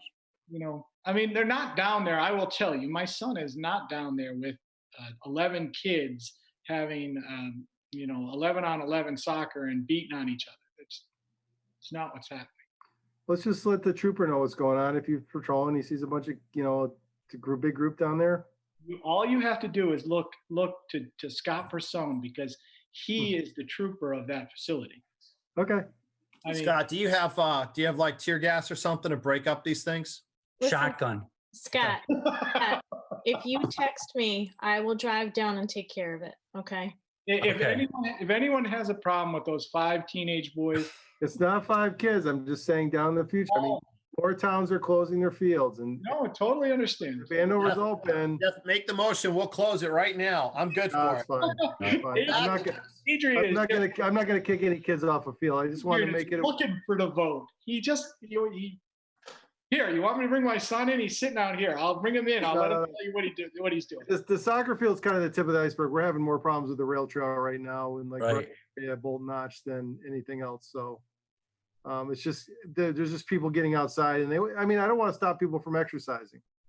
But I mean, heck, listen, Andover still has what, 1 confirmed case, Eric? Exactly. Correct. You're doing a fabulous job. That's right. I'm not sure I can take credit for that. Even though you want to vote to take my children off of that field, you did a phenomenal job stopping the use of the All right. transportation for the scene. Time. You're good, Jeff? Time. I move to make no motion on this subject I don't matter. have to do anything. I'll second. Let's We're approve- done. Okay, now we're on to 8, approval of meeting minutes. Can we do this as a blanket? March 9th, March 18th, April 3rd? And we did not have a special meeting. So those 3, somebody want to make a motion to approve those? So moved. Seconded. Great. All those in favor? Aye. Hi. Okay, we are now on to the treasurer's report. Is the treasurer still with us? Does she want to give it? Yes. She's still here. Barbara, you, Yeah, I'm there still you go. on. No, I don't really have a lot to add other than what is in there. Revenue's still on track. As I said the last time, we are going to get more in ECS than we had originally budgeted. And just in a follow-up comment, what was mentioned earlier about revenue for next year, this is the second year of a 2-year budget. So the numbers are always readily available. And I just can't imagine what kind of changes they're going to be doing. And Dennis may know more about this, but they're just not going into session. That's been canceled for this spring. So I don't know if they're going to make any changes to budgets for next year. As far as those big numbers, the ECS numbers. So that's about it. Expenditures, we've got a few overexpended. They're in the report that I've been submitting. Eric and I have been keeping track of everything that has been overspent, and he and I are going to start looking at turning those over expenditures into actual appropriation transfers. So we make sure we know where we're getting the money to shore up the budget. And that's about it, unless there are any questions. Barbara, have you sat down with Eric to look at what we can shift this year to pick up any road paving dollars out of this year's budget? So we're not, instead of transferring money back into the fund, we're getting stuff done off that list. We haven't, but that's what we'll start to do, is look at whether we can do our appropriation transfers from the operating budgets and not touch that 50,000 contingency. Leave Well, that as a larger. But, Go ahead. But candidly, when we start rolling into the end of June here, or the end of May, the contingency and every other funds that we have left over, we should be appropriating to that paving line or tree or something. Understood. Yeah. We shouldn't be transferring back into the general fund. That's how we got into this problem in the first place. We didn't Well, I spend was the budget talking now. about the over expenditures that we're doing now, Mhm. moving those within budgets. And an example is that salt sand thing. One is really overspent because the other one isn't being used. Right. So for the record, Ed and I sat down for about 2 hours today and went over the public works budget and what would and wouldn't get spent out of it. And I have an Excel spreadsheet of what transfers we're going to make or what we're proposing to make out of public works. Next, I got to sit down with Barbara and do it. So we present it to the Board of Finance. It would be my intention to make most of those at this coming Board of Finance meetings because we're not going to really fund all that much in public works equipment. Two of the lower cost pieces were the material handler for the loader, basically the boom on the front, and the second was the material spreader for the back of one of the trucks. We would buy that out of the public works budget this year to get it done so we don't have that. Okay. Now that you're saying is this a side tip bucket or is this a boom? So we're not going to do the side tip bucket because instead of doing a side tip bucket, the problem with the side tip bucket is you still got to go over to one of the trucks and you got to reach in the back and you got to scoop the material out and then dump it to the side. They make a material handler, which basically you just tip the bucket back, it comes out the chute, it goes into another chute, and that gets distributed where you want it. Okay. So we're talking about buying that as instead of the side tip bucket. And that's for the loader? No, that would go directly on the back of one of the dump trucks. So what's the piece for the loader? The piece for the loader is basically a boom, to lift heavy objects. Okay. So it ties into the removable bucket assembly so you can have a clear line of sight? Yes. And to be perfectly honest, right now, Public Works, whenever they need to pick up heavy stuff, they go borrow it. They basically drive the loader over to Coventry, attach their boom to the loader and drive it back, which, it's not that expensive a piece of equipment. We should own one. How much is that, Eric? About 7,000. Good. And how much what's its capacity? I don't know. It's got to be I don't over know. 10,000. Yeah, Yeah, I would think so. Yeah, certainly picks up a lot. Whatever the loader will pick up. Right, which has to be, 10 or. Yeah, That's that 10 or loader's over 15,000. 10. Yeah. Okay. Any further discussions on this or? Is there anything else you're going to try to go for as far as road paving or anything? So the big question is still there's kind of the two active projects we have going on right now, which is finishing the IT for the building. And I think that's going to chew up at least 5,000 out of the contingency fund by the time we're all said and done with that. And the second thing is the transfer station. And I don't think we have not gone to RFP on the electrical. And that's on me. We were all set to do it and then COVID hit and I just kind of put that on a back burner. I need to get that back off the back burner. But we got a number from Lenco at least, right? So we know baseline. Well, because I told Lenco that was going to be expensive enough that we knew we were going to go out to RFP. He said he would give us a number when we go to RFP. But he said, under the cuff that it was going to be 25 plus to do all the electrical work for that. So I think we're gonna chew up a considerable portion of the contingency fund, finishing off that. And what I would like to do is I'd like to use, and be able to pay for the, repaving the portions, doing the shimming at the transfer station also. So I think we're gonna end up, because that way we don't have to pay for it out of our regular paving budget. So I think I have designs on some of that money, but I don't know exactly how much yet. Okay.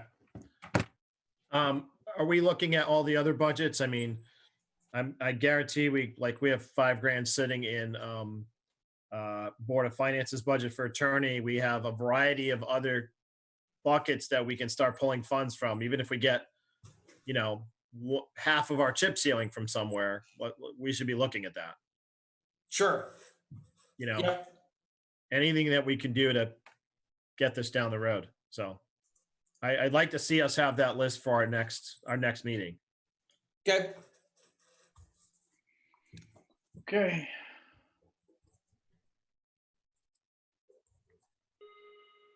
So that basically covered 10. Do we have anything to talk about related to budget, transfers, refunds, over expenditure requests? We just discussed all that, correct? All right. Tax collector's report.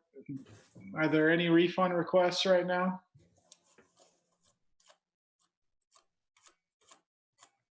Anything? Nothing? Okay.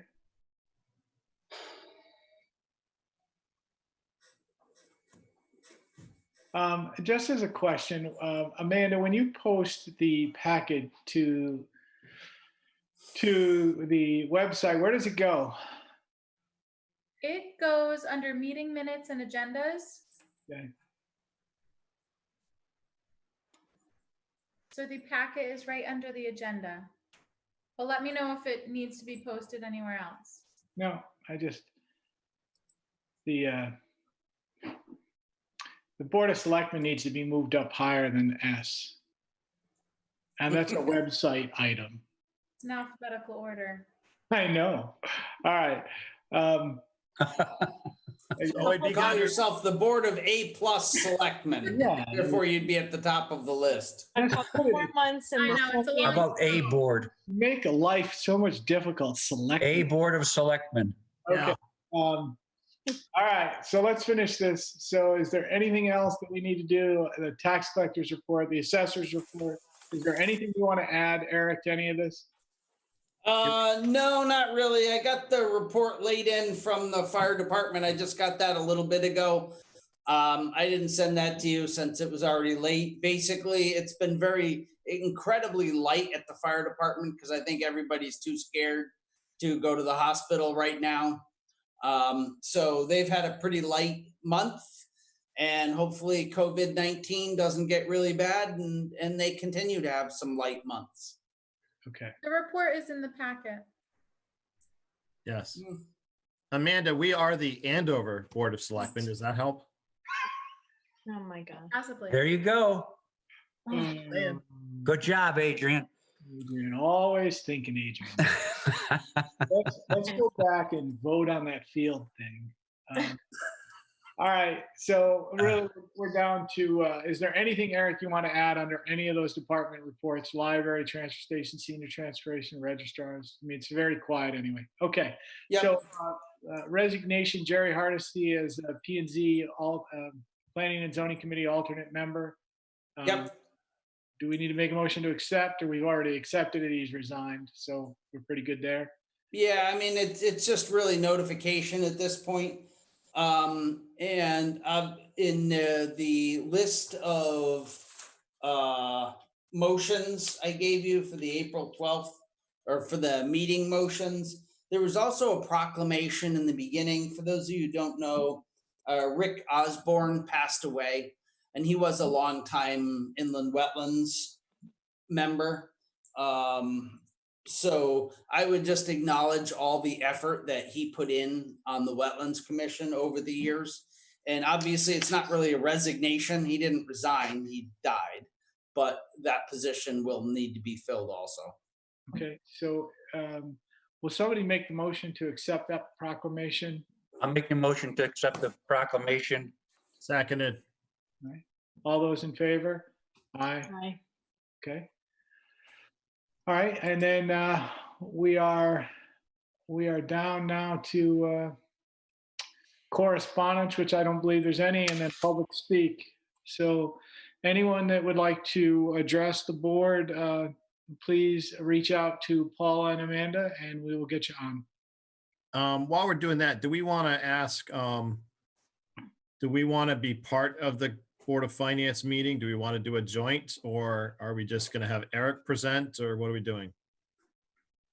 Budget with them. Are you going, Adrian? Yeah, I'm there. Yeah, If you get Eric's permission. yeah, he can't go. It's illegal. We've cast a motion that says you can't be in a room with two other people. So Unless you're just. I think we should all participate. I think That's we what should it is. all be on it. And Adrian, as the liaison, and knowing that you're going to want to speak at it, I don't have a problem with you speaking at it. So I know Eric needs to be our voice, and he's the person that needs to. But if you want to have a joint meeting, I think we should all be there anyway, because we are asking them to make a hard decision. Exactly. Yeah, I mean, we're asking them to make an adjustment to the school, and we're asking them to try to leave the rest of the budget intact so that it works. So I have no problem being there to tell them why we're doing it if I have to speak as one member. So I think we all should be at that meeting. okay. Board of Okay. Education people is to be there too. Especially. It's on Wednesday, April 22nd. Okay. Birthday. So it looks like Joan Herbert is asking to speak in the comments. Yep, I'm gonna unmute you, Joanne. You ready? Joanne, you're free to speak. Hey there, everyone. Thank you. It's Joanne Hebert, just for the record. Just a couple quick things. I had a lot of things that I was going to speak about, but I know the meeting's long, so I just want to get to the important things. Right at the beginning of the forum, or the meeting, I'm sorry, you were asking how you thought the town was doing during this time. I'm sure they're doing well, whatever. I personally have written several. I just don't know if people are able to get to their emails from home right now. I know that I work from home and I'm constantly on my emails. You know, I'm a work from home town employee myself. So I haven't gotten, and I know you can't speak back, so maybe that could be addressed at some time. Can you just repeat that, please? That last part, because unfortunately your volume's going in and out. Okay, so I have sent several emails over the past couple weeks to town employees or different people that have a town email address, and I haven't received anything back. Again, we're in a pandemic. It's not urgent, but I work from home as a town employee, so I'm constantly on my email. So I don't know if that's something that's being done. Is there Joan, something? just for the record, Yeah. so you emailed me. I could give you the date if you wanted. I responded within an hour, and then I heard nothing. And then you emailed about 6 town employees trying to get my email. This is not confrontational. This is informational. Right, but what I'm saying is, Eric, I keep trying to respond to you via email, and I'm not getting, it's just not getting to you. Eric, Right. public speak. That's all this is. You don't have to answer me. It's okay. It's all right. Again, I haven't received any. I'm on my email all the time. That's okay. Again, it's not confrontational. I'm just. Hi, Joanne. This is me. Amanda. Thank you so much for getting back to me. I didn't know that. I'll check again. I'll go through with a fine tooth comb, but I haven't seen any, Eric. I want to interrupt. Just one question. Check your spam email, because sometimes our emails go to spam. Thank you. Maybe it did. It is my name, and it could have. So that's fine. I mean, again, I think they're all great people. I just had the question. That's all. There was nothing confrontational at all. So that was really. Thank you very much. But no, I have another point. So that was the little point. So the other point was just, I don't want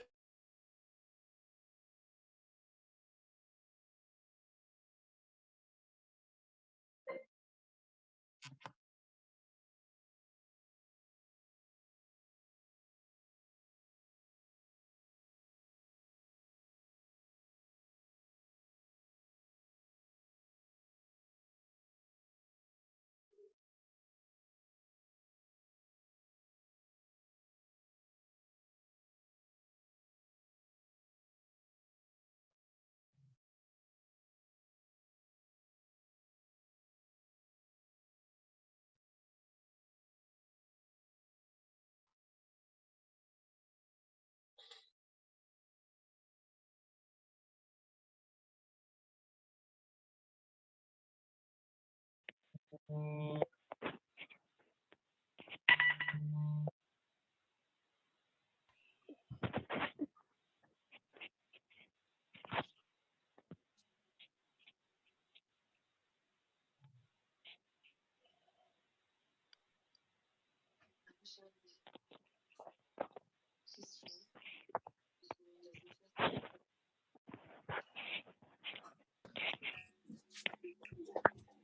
know, you're fine. You're going to sleep.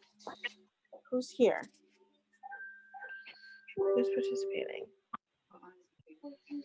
Amanda or Paula?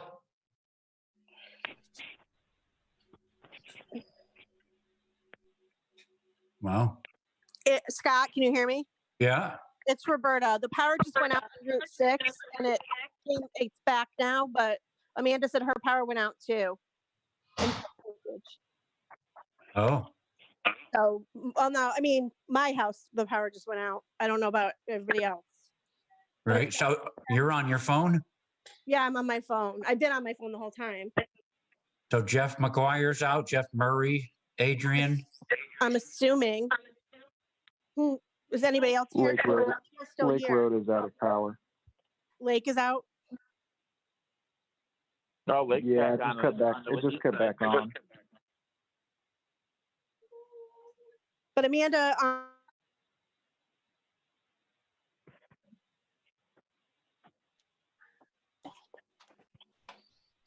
so I don't know how we handle the meeting now. Right. Hopefully they try to get back on.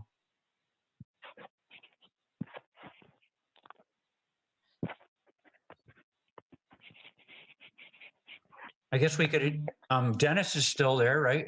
I am here. I'm here in Willimantic. Yes. Dennis, what do we do? Because the power went out. We're to the end of the meeting anyways. We can just adjourn, I guess, right? I think you could probably adjourn by, Yeah, I motion to adjourn, but we need people to vote, right? Yeah, I guess. Amanda said her power actually is trying to connect back in. You could wait for a little while and see what happens. All right. I wouldn't worry about it too much, Scott. We had to finish it up, but but there may be the public who want to speak, so Oh, you don't want to cut the public out. Scott, your power didn't blip at all? no. Mine blipped like 3 times. Yeah, hi, it's Elaine on Hello. East Street.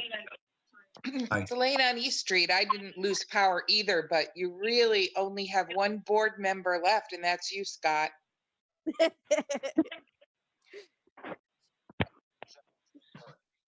But you want to just adjourn the meeting? I think Amanda's trying to get back on. I'm sure everybody else is if their power's back. Hello?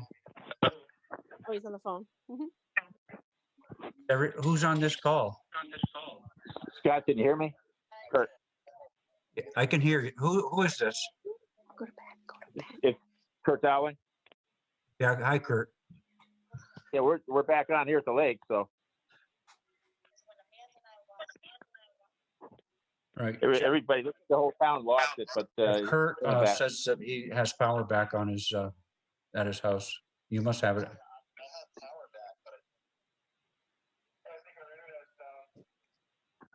It probably, when we lost power regionally, usually the switches and all the connectivity network goes down and has to reboot. So, well, honestly, mine was browning before it went out, which is really Yep. good. So did ours. I have internet back now. Okay. So we're going to adjourn our meeting. Okay. Everyone on the phone. Is the public done speaking? The public is done. Oh, come on. It was getting good there with Eric and his secretary there. I saw Eric dialing under the table. I think he did that. I think he's got like one of those buttons under his head. He made sure he was staying with these guys. Eric, I'm so sorry. Hi, Amanda. Many people lost power. Right. They're trying Listen, to reconnect right hey, now. you guys, I make a motion to adjourn this meeting. Second. All right. All those in favor? Aye. Aye. Aye. Thanks a lot, guys. Yeah. All right, bye. All right, no worries, folks. Good night. Okay, you're getting Scott. All right. Thank you. Amanda, I'll send you an email.